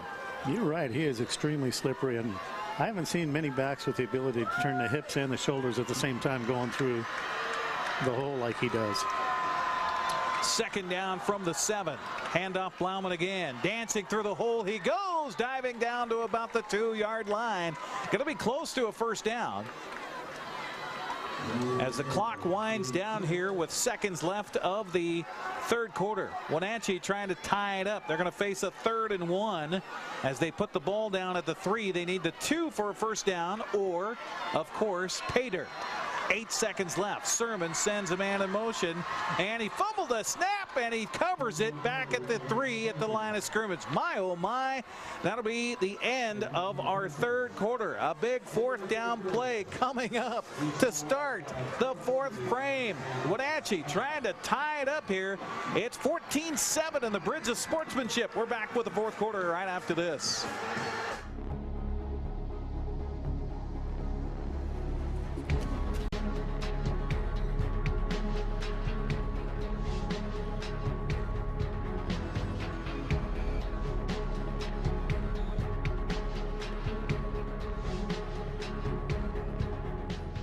Walkabout Grill, open 7 days a week for lunch and dinner in downtown Wenatchee and now downtown Leavenworth, where eating out is eating healthy. When you call Dick's Heating and Air Conditioning, you get 35 years of experience and customer service in the Wenatchee Valley. Dick's friendly staff strongly believe in repairing before replacing and service all major brands of HVAC units. Dick's Heating and Air Conditioning is your local, independent, trained comfort specialists, proudly serving all of North Central Washington. Call 884-6444 today. Our broadcast tonight brought to you by One Way Construction, premier custom home builders and construction company for North Central Washington, including general contracting, framing, concrete, and consultation services online at onewayconstructionnw.com. Wenatchee going to go for it on 4th down and 1 from the 3. They can get a 1st down at the 2. As we switch ends of the field and they head north here at Lee Bofto Field of the Apple Bowl. Camden Sermon right under his center will put a man in motion. He will take the snap, dive play in, and he is close to a touchdown. He certainly has the 1st down, and it will be a 1st down and goal from about the 1-yard line, about the 1-foot line. And he's going to go with a hurry up and probably run the same thing again. Linebackers cheating in for Eastmont. Sermon takes the snap, leans forward, and he is in. Touchdown, Wenatchee. They're an extra point for tying up the Bridge of Sportsmanship. Camden Sermon comes out of that pile, fired up.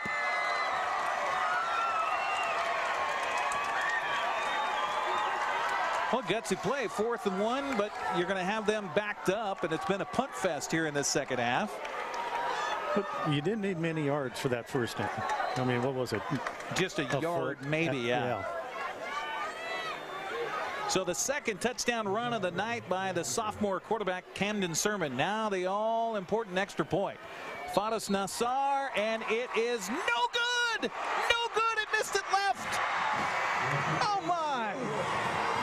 It looked like they had a problem with the snap, and then the extra point sails wide to the left. My, oh my. So Eastmont will still lead it 14-13. We'll take a 30-second break and come back. We're at the Apple Bowl. It is the Bridge of Sportsmanship, and it's still an Eastmont 1-point lead. We're back right after this. Thanks for watching sports on the NCWLIFE channel. It's brought to you in part by the Fireplace Guys, Central Washington's most trusted names in fireplace and barbecue sales, installation, and service. Located at 1205 Walnut Street in Wenatchee, thefireplaceguy.net. Beneficial In-Home Care, your compassionate in-home care provider. All the benefits of assisted living while remaining within the comfort of your own home. And the Windmill Restaurant, providing traditional steakhouse meals in a homely, old-fashioned dining room. Call 509-665-9529.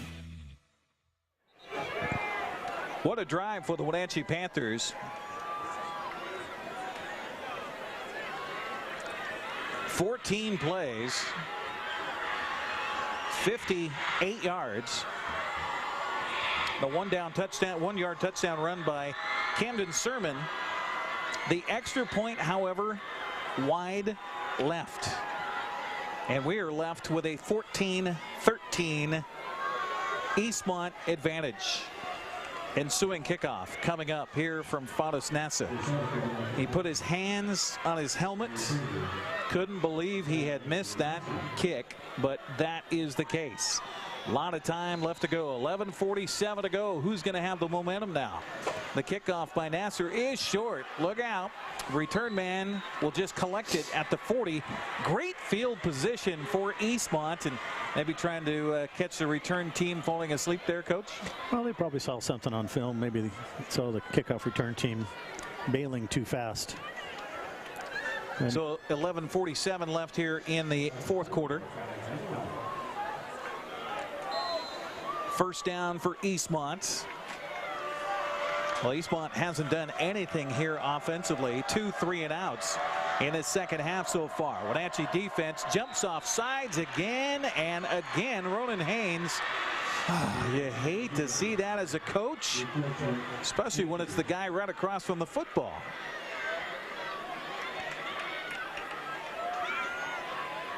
Five yards against Wenatchee. Their 7th penalty for 45 yards tonight. That's what we talked about in our pregame show with the broadcast crew for the Panthers. Steve Sandman and Mark Miller, they said, just got to stay away from the penalties. That's been a killer, or at least an Achilles heel for Wenatchee on the season. 6-3 overall, 4-1 in Big 9 play coming in. Eastmont, handoff. Carson Talley, nothing happening there as he was met in the hole and driven back and dropped. Christofferson teaming up on the tackle for the Wenatchee Panthers along with Jax Tucker. Boy, Tucker's having a whale of a second half. Great hit he put on, great read on the trap. Saw the guard pull and just attacked. Second down from the 47. They'll be kind and give him a gain of a yard. So second down and 4 as time winds here in the fourth quarter. 11:15 to go. Eastmont up by 1. Handoff Massey. He had one man kind of flank him. Got it across the 50-yard line. Going to be just short of the first down, however. Well, you mentioned it. Not a lot of offensive play scenarios for Eastmont. They keep running the same thing over and over, either left or right. That time left. And it'll be a 3rd and 1 coming up from just the Wenatchee side of the 50-yard line. Not even really a yard. About 2 football lengths here for Eastmont. Everhart again trying to bark and bring the defense offside. They did flinch, but they don't come. Omar Cruz holds his ground. Turn, handoff. Carson Talley, he's got the first down and a little bit more than that as he was met at the point of attack by Jaden Christofferson. Man, he's going to be sore tomorrow. He's making a lot of plays here for Wenatchee's defense, but Eastmont does get its first down of the second half. Carson Payne made a great block on that one. He got into his man, turned him, and drove him 10 yards into the backfield. 10-17 to go in somebody's season. If Wenatchee wins, they continue on as a mini playoff on Saturday. Handoff, and what a stick at the end of that run. Oh my goodness. The ball carried by Austin Popoff. And speaking of pop, a lot of pop by Faris Nassau on that one. My oh my.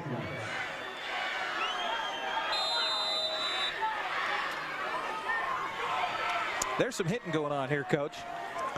Rivalry games always brings it up bigger on any level. Guys are swapping paint on their helmets. The red helmets have some purple.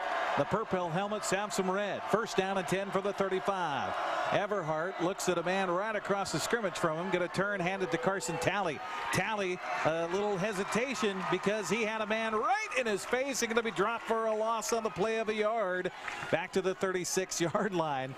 And again, Ronan Haynes, Derek Graham. I think Graham was one of the first one to get there. And a loss of a yard.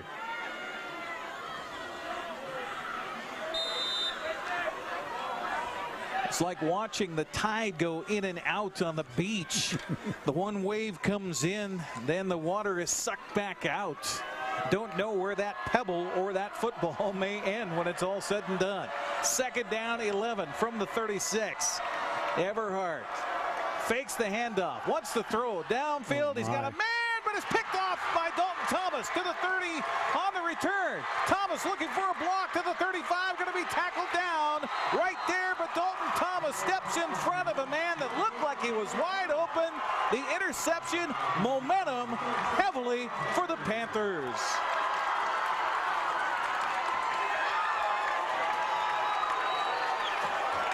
What happened there, Coach? The ball got there too late. He was definitely open. Good read by the quarterback, but 1 second difference, that's a touchdown. So Wenatchee gets the turnover.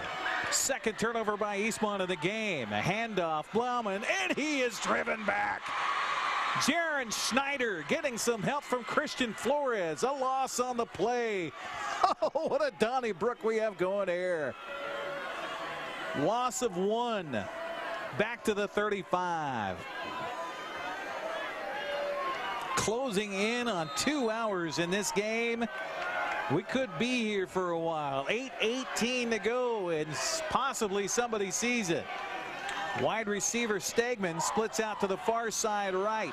Sermon gets the snap, hands it off to Blauman. Blauman makes one man miss, makes two man miss, and he's finally tackled down across the line to gain, and we're going to get a flag down against Eastmont after the play was over. Little extracurricular from Jaron Schneider.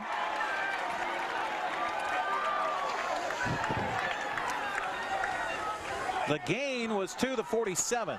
That was 12 yards for Nathan Blauman along that Wenatchee sideline. Boy, is he a talented running back. He's amazing.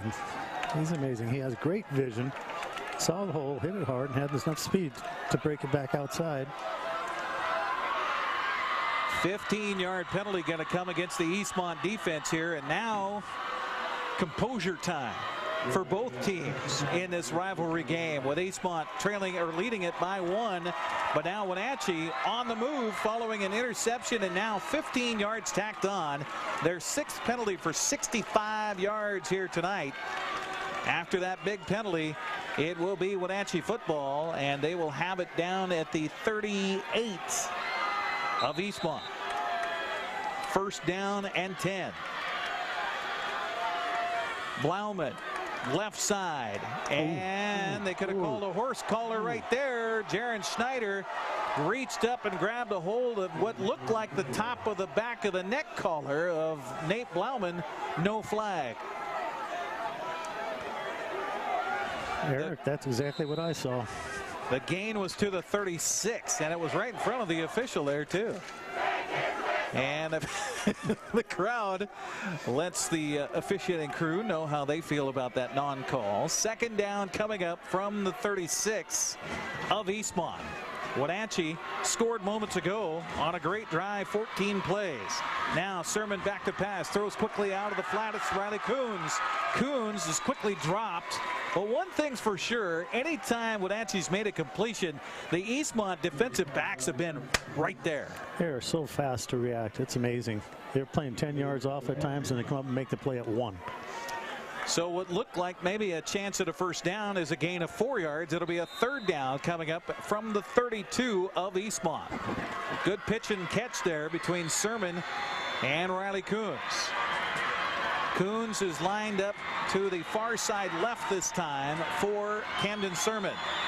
5-man front, handoff Blauman. Blauman met and driven back, and there's Jaron Schneider again for Eastmont.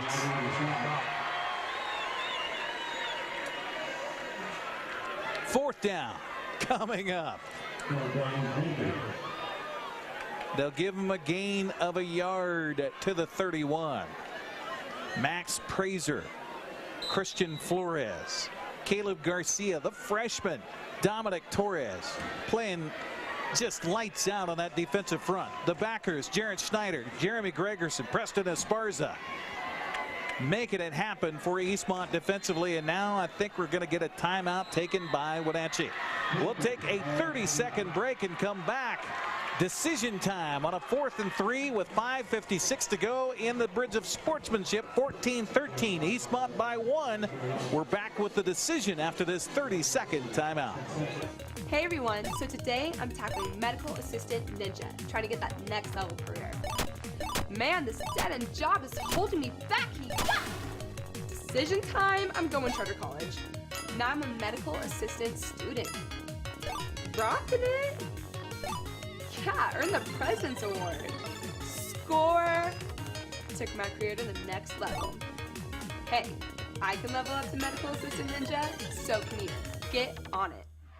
Our broadcast tonight brought to you in part by The Windmill, a time-tested restaurant providing traditional steakhouse meals in a homey, old-fashioned dining room. Open 7 days a week, 4:30 to 9. Call 509-665-9529. Wenatchee going for it on 4th down and 3. A lot of game left. This is not game time. But the Panthers, trailing by 1, want to press the issue here. Sermon looks right, has pressure, looks back left, now throws and overthrows his intended receiver. And a good job, of coverage as well as pressure by the Eastmont defense. Max Prazer and company getting in there. It was a good job by Coach Don calling a blitz on that, put the pressure on, throw the rhythm off. So it remains a 14-13 advantage for Eastmont. So the turnover doesn't come home to roost. And it will be Eastmont football at its own 32-yard line.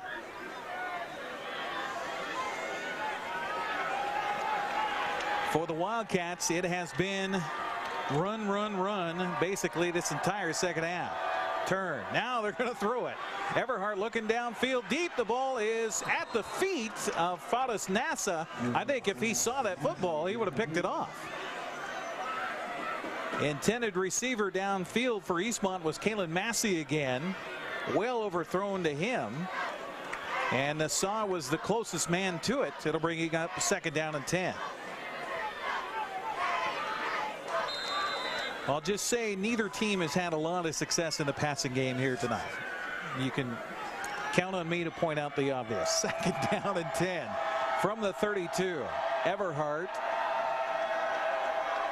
turns, hands it off. First man Carson Talley has a gap to the 40, 45, and it fumbles the football. It's picked up by Wenatchee. Back the other way come the Panthers, and Wenatchee will have the football on the fumble recovery by Jackson Bowles. Oh, what a great run for Carson Talley, and then he coughed the ball up. And then Jackson Bowles comes up with it. Momentum swing back to Wenatchee. And the tide goes in and out. Yeah, we don't know where that pebble is going to end up. Eastmont really blocked that play well. They ran a trap. The fullback hit it super quick. Made a great run.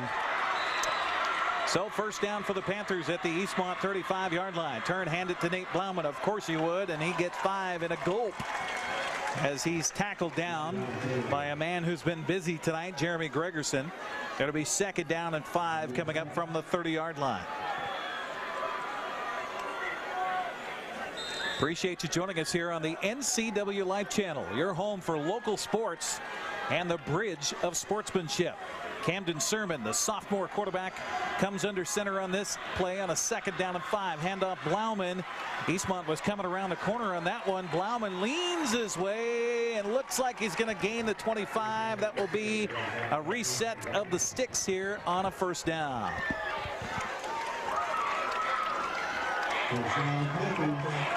Well, we talked about Nate Blauman kind of disappearing in second halves of games here the last few weeks, but certainly showing up here tonight. So too, I should say, is the offensive line for the Wenatchee Panthers. Absolutely. They're getting some double teams and a push on the line and creating those holes for Blauman. But Blauman, you know, we talked about him with his shoulders, but he can also lower his pad level extremely well. About 7 yards deep is Blauman here. He'll get a good rate of steam, and he will get it past the line. Almost got it loose for a possible score. He'll be tumbled down at the 20-yard line. Another 5 yards for Nate Blauman. Coming up after the game, we will have the presentation of the Bridge of Sportsmanship Trophy right here on the NCWLIFE channel. Dan Kuntz will take over the broadcast from down on the field until I can get down there. And we will talk to some of the combatants here as well, and hopefully a coach or two after this one's said and done. Second down and 5 for Wenatchee. Handoff to Blauman again. Blauman got maybe 3 yards that time as he tried to cut back. The play was designed to go right. He saw a gap, and the Gregerson right there to tackle him down.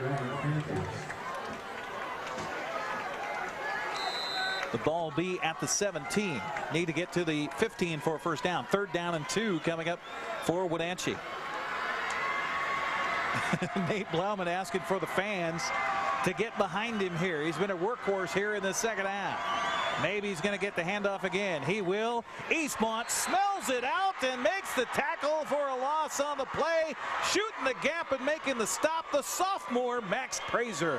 Great blitz. Great blitz. They brought 2 linebackers on that one. They just overloaded it defensively.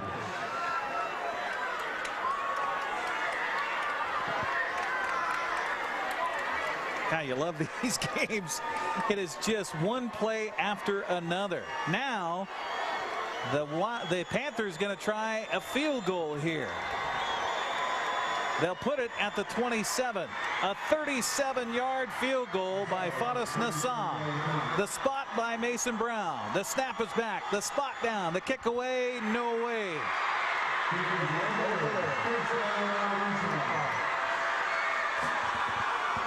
And with 2:45 to go, Eastmont will get the football back, and that ignites the fans on the Eastmont side of Lee Bofto Field. I think he tried to overkick it there from 37 yards out. That's usually what happens when a kicker presses it, but I was watching him in warm-up, and he's got an excellent leg. He does. So that will be a ball to Eastmont at its own 20 as the ball went into the end zone on the field goal attempt. Wildcat football. And they try to draw the defense off sides. The defense doesn't take the bait, and they'll turn and hand it off to Kalen Massey. Went right, cut back left, up through the middle he goes, still trugging the feet forward across the 35 out to the 36-yard line. Kalen Massey, such a stand-up runner. How he's able to get the momentum to continue going, but he does. Well, Wenatchee is definitely looking for the strip there, and you got to secure the tackle before you strip. And the strong back like Macy, he just keeps going. What do you have, 7 yards after contact? Yeah, 16 yards on that running play for Kalen Massey. That's one of the biggest plays of the night. aside from that 63-yard touchdown for Eastmont in this football game. First down and 10 from the Wildcat 36. Wenatchee still has 2 timeouts. Eastmont with 2 timeouts. Time a winding, 2:15 to go in the game. Handoff. Carson Talley across the 40 out to the 41-yard line. He's spun down by Derek Graham on a timeout, going to be taken by Wenatchee. Second down coming up and the timeout by the Panthers. My, oh my. Our broadcast tonight brought to you by Dick's Heating and Air Conditioning, serving all brands, including Trane. Dick's has been serving the Wenatchee Valley since 1982. Give them a call for more information at 884-6444. That's Dick's Heating and Air Conditioning. Also by Charter College. Charter Types Find Solutions. Are you a charter type? They work to get you to work. Call 509-415-3576. And Walkabout Grill, where eating out is eating healthy in downtown Wenatchee and downtown Leavenworth. So if I've been keeping track correctly, Wenatchee only has 1 more timeout left in the bank here. And with 2:06 to go, basically you got to stop them right here, Coach. You can't. Eastmont's just going to be going for first downs. They get first downs, they win the game. With a little over 2 minutes left, they need 2 first downs and they win. Second down coming up from the 40. Second down and 6 yards to go. It's been nothing but ground and pound pretty much for Eastmont here in the second half. Everhart, turn, handoff, dive play, Tally, submarine from underneath. Good job by Eamon Haugen on the stop. It'll be no gain and another timeout.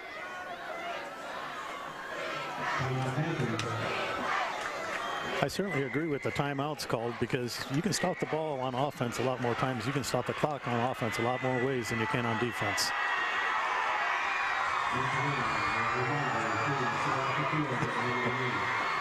Eastmont trying to wrap up the regular season title right here. Finished the season undefeated in Big 9 play.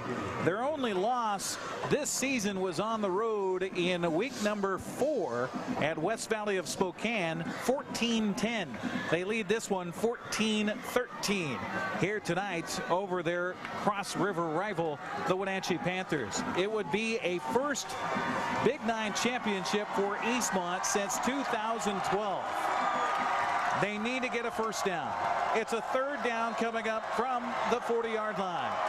Let's see what they've dialed up here on this third down play. Everhart starts barking it out. The defense holds pat.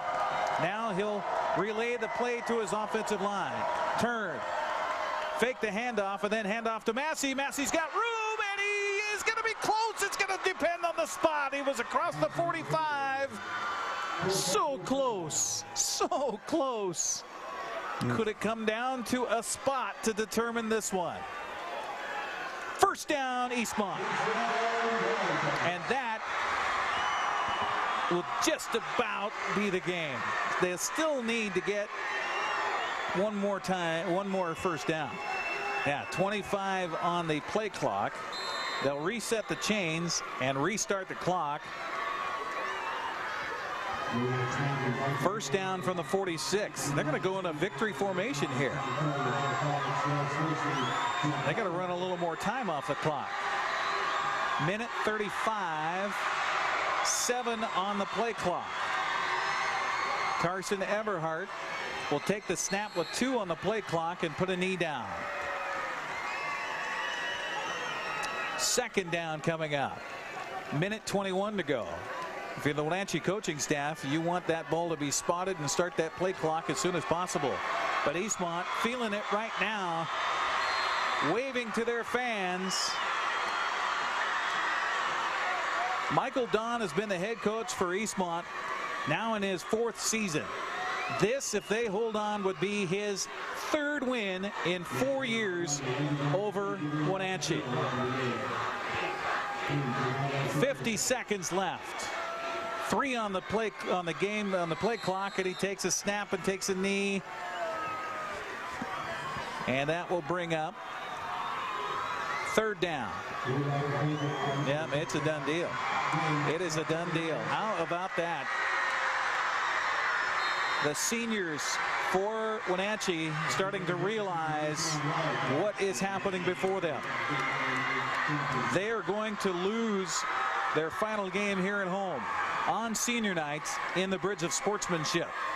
Meanwhile, for the Eastmont Wildcats, they won't have to worry about a mini playoff on Saturday. They can get themselves ready for the first round of the state 4A tournament as Eastmont has won its first Big Nine championship since 2012. The Wildcats are the Big Nine champions.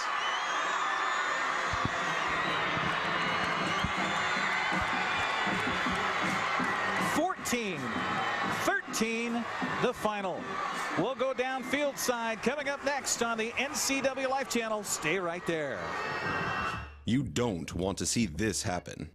It's the oil light on your car. Oil is the lube of life for your car's engine at the best oil your car deserves. Expect fast, friendly, superior service in a clean environment. They'll change your oil and perform a 21-point inspection while you enjoy the comfort of their amazing waiting room. Keep your car in top shape at Alignment Pros and Express Lube in East Wenatchee. Hi, I'm Kevin Prosser, and this is my print shop, Color Effects in Cashmere.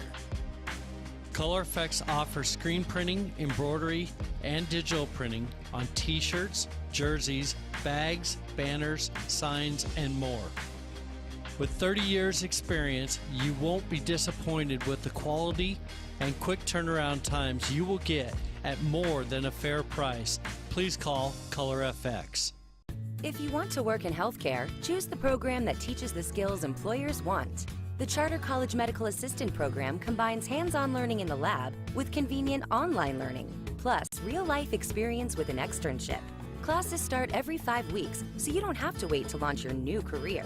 Enroll with confidence, knowing Charter is institutionally accredited by the Accrediting Bureau of Health Education Schools, and be ready to work in less than a year. Charter College. We work to get you to work. When you call Dick's Heating and Air Conditioning, you get 35 years of experience and customer service in the Wenatchee Valley. Dick's friendly staff strongly believe in repairing before replacing and service all major brands of HVAC units. Dick's Heating and Air Conditioning is your local, independent, trained comfort specialists, proudly serving all of North Central Washington. Call 884-6444 today. Thanks for watching sports on the NCWLIFE channel. Brought to you by One Way Construction, premier custom home builders and construction company for North Central Washington, including general contracting, framing, concrete, and consulting services. OneWayConstructionNW.com. The Fireplace Guys, Central Washington's most trusted names in fireplace and barbecue sales, installation, and service, located at 1205 Walnut Street, Wenatchee. TheFireplaceGuy.net. And Beneficial In-Home Care, your compassionate in-home care provider. All the benefits of assisted living while remaining within the comfort of your own home.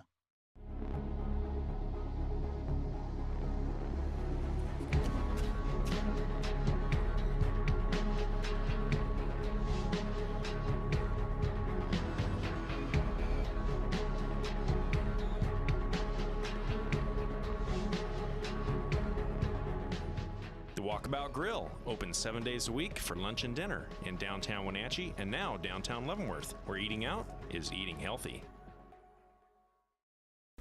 Hello, and what is up? Welcome to Career Shift Business Edition. I've got 3 choices: certificate, associates, and bachelor's. I'm going associates. And I'm enrolled. Stay alert, this game moves pretty fast. Whoa, exams almost did me in.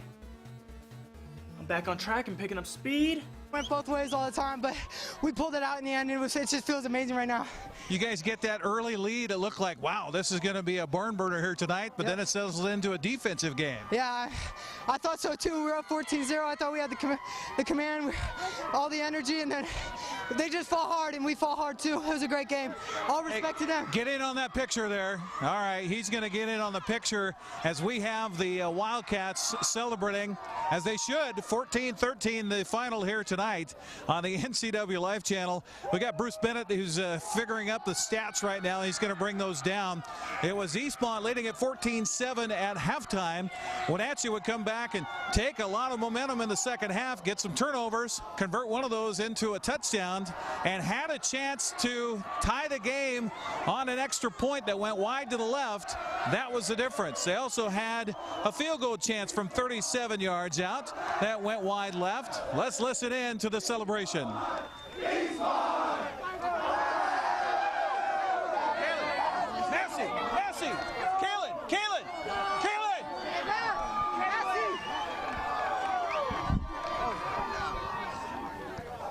Come on over here. Come on.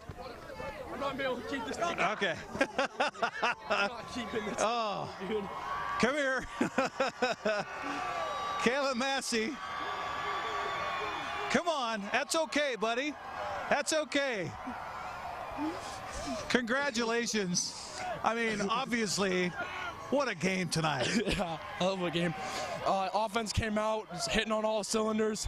Had a little bump in the road for most of the game, actually, but came out, made a couple adjustments, and finished strong.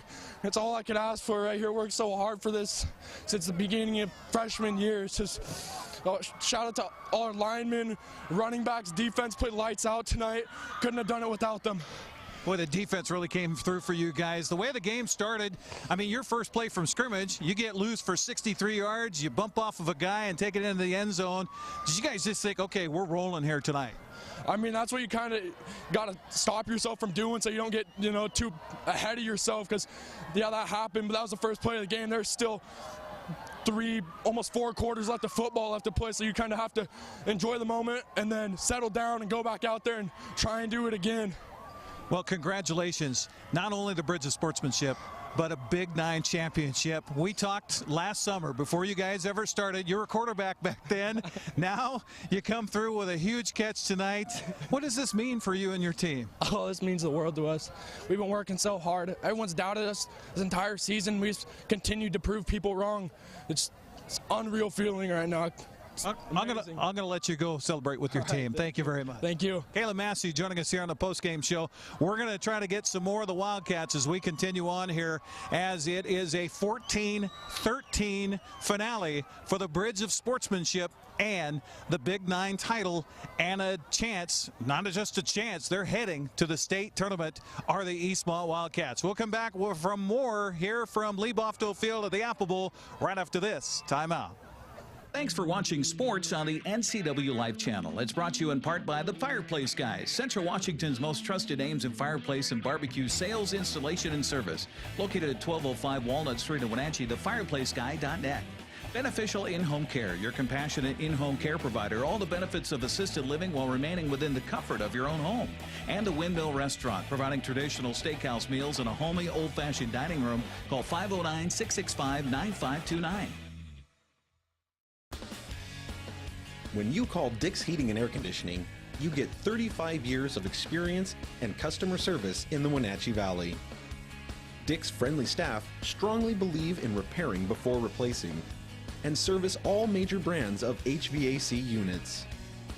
Dick's Heating and Air Conditioning is your local, independent, trained comfort specialists, proudly serving all of North Central Washington. Call 884-6444 today. Können Sie mir das Problem sagen? Meinen Zylinder überschwingt. Flute, ich habe mein Fugen verloren. Keine Sorge. Global Car Care. We speak your car's language. Fragen schließen. Hey, you. Well, I got a leaky transmission, my head gasket's shot, and I could use some new brake pads. That dog don't hunt. Global Car Care. We speak your car or truck's language. Welcome back here on the postgame show on the NCWLIFE channel. The Bridge of Sportsmanship, and more importantly, the Big 9 championship goes to the Eastmont Wildcats. 14-13. They edge Wenatchee here tonight. Talking with Michael Dawn. You probably don't even feel that water over the top of your head right now, do you? No, I don't really feel too cold, but it was a little cold at first. I didn't see it coming. I was like, oh, man, what's going on? The second one was the one that got me. They got me over here. I was like, geez, where'd that come from? But, hey, these are great opportunities. They're few and far between. I think this is the 5th one in school history, so we're excited to be where we are. the way the game started.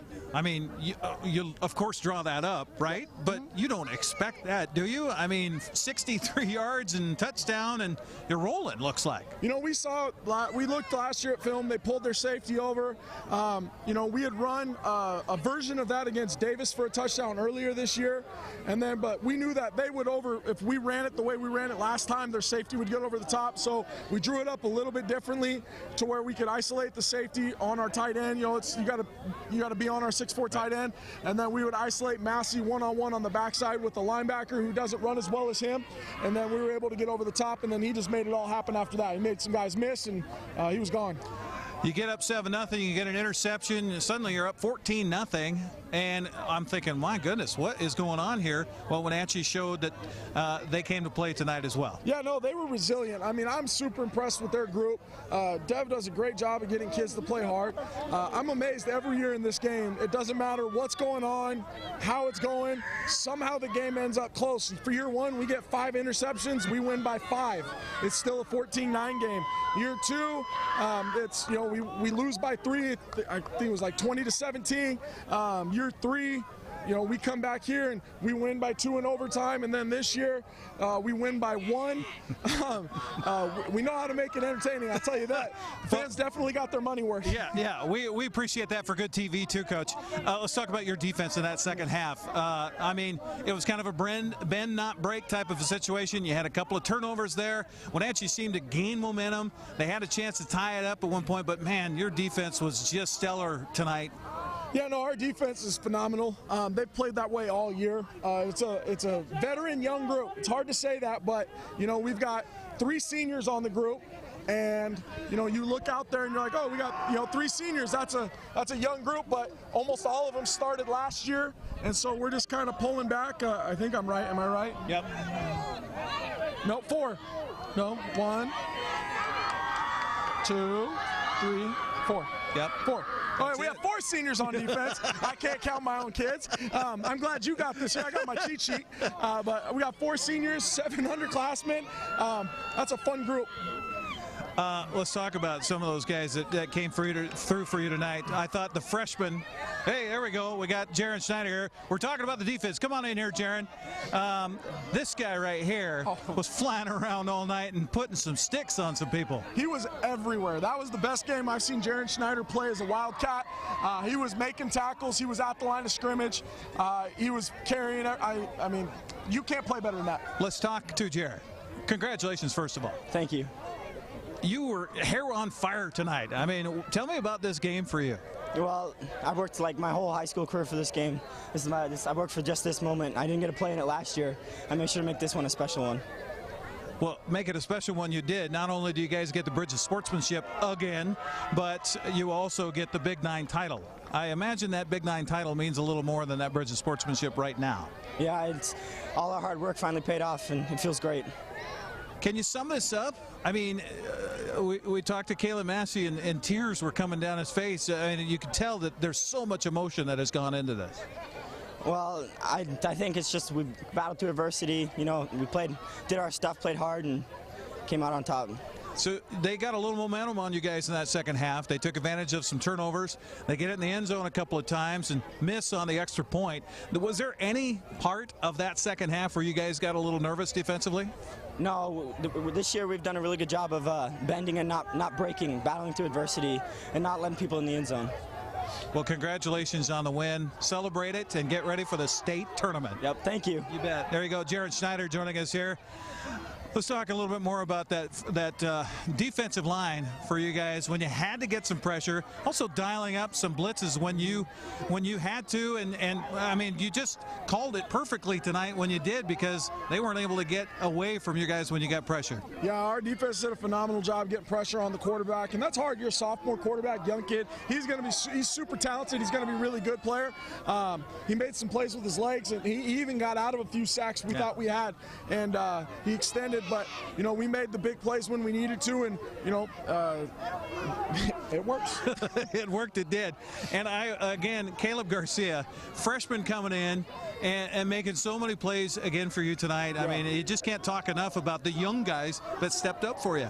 No, it's amazing to think about how young we are.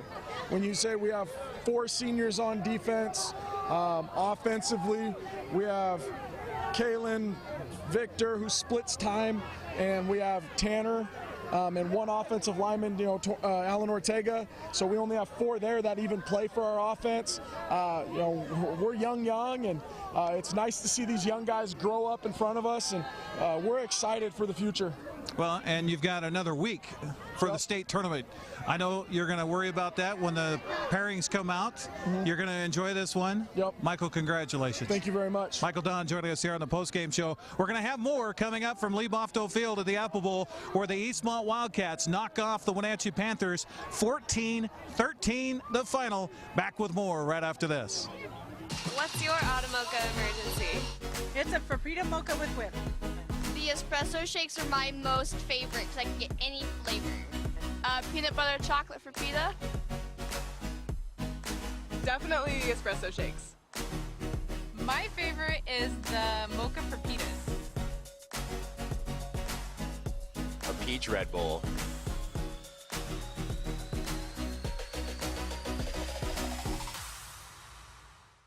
Where will you be a year from now? You could be working as a medical assistant. The Charter College Medical Assistant Certificate Program gets you work ready in 10 months. Add 5 more months to earn an associate degree.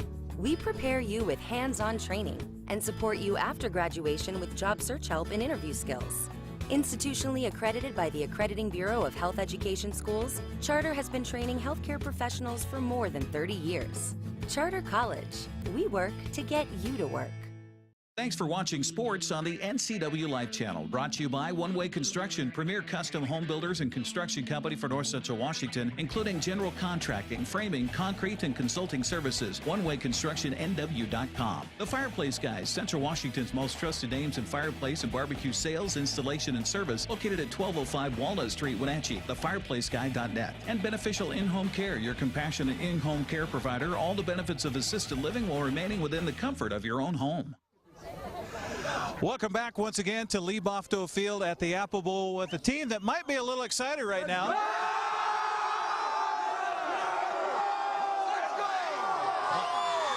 The Eastmont Wildcats are the Big 9 champs. The Eastmont Wildcats have once again taken the Bridge of Sportsmanship. Now, you guys have a little something you want to sing for the crowd and for everybody who's watching at home? All right, here. All right. I'll go down here. All right. Hey, after everything I say, you have to say. See the camera, guys. You have to say who after everything I say. All right. All right, ready? And we hit the field like, all day like, all night like, offense like, defense like, and squad like, squad blue like, on the right like, and it's sound like, and it's sound like, and it's sound like.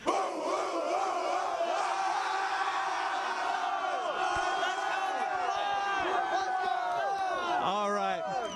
Let's go. Congratulations to the Eastmont Wildcats, and hats off to the Wenatchee Panthers for playing a great game here tonight. 14-13, the final. Let's say it again. Go Cats! The Wildcats are champions.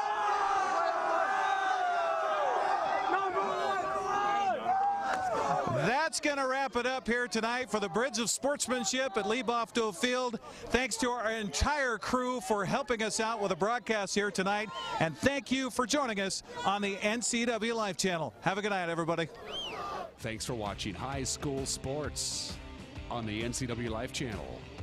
Tonight's broadcast was brought to you by Alignment Pros, Automoca, Color FX, Global Car Care, One Way Construction, and the Windmill Restaurant. NCWLIFE Channel's coverage is also brought to you by Charter College and the Walkabout Grill. This concludes today's coverage of high school sports on your home for local sports, the NCWLIFE Channel.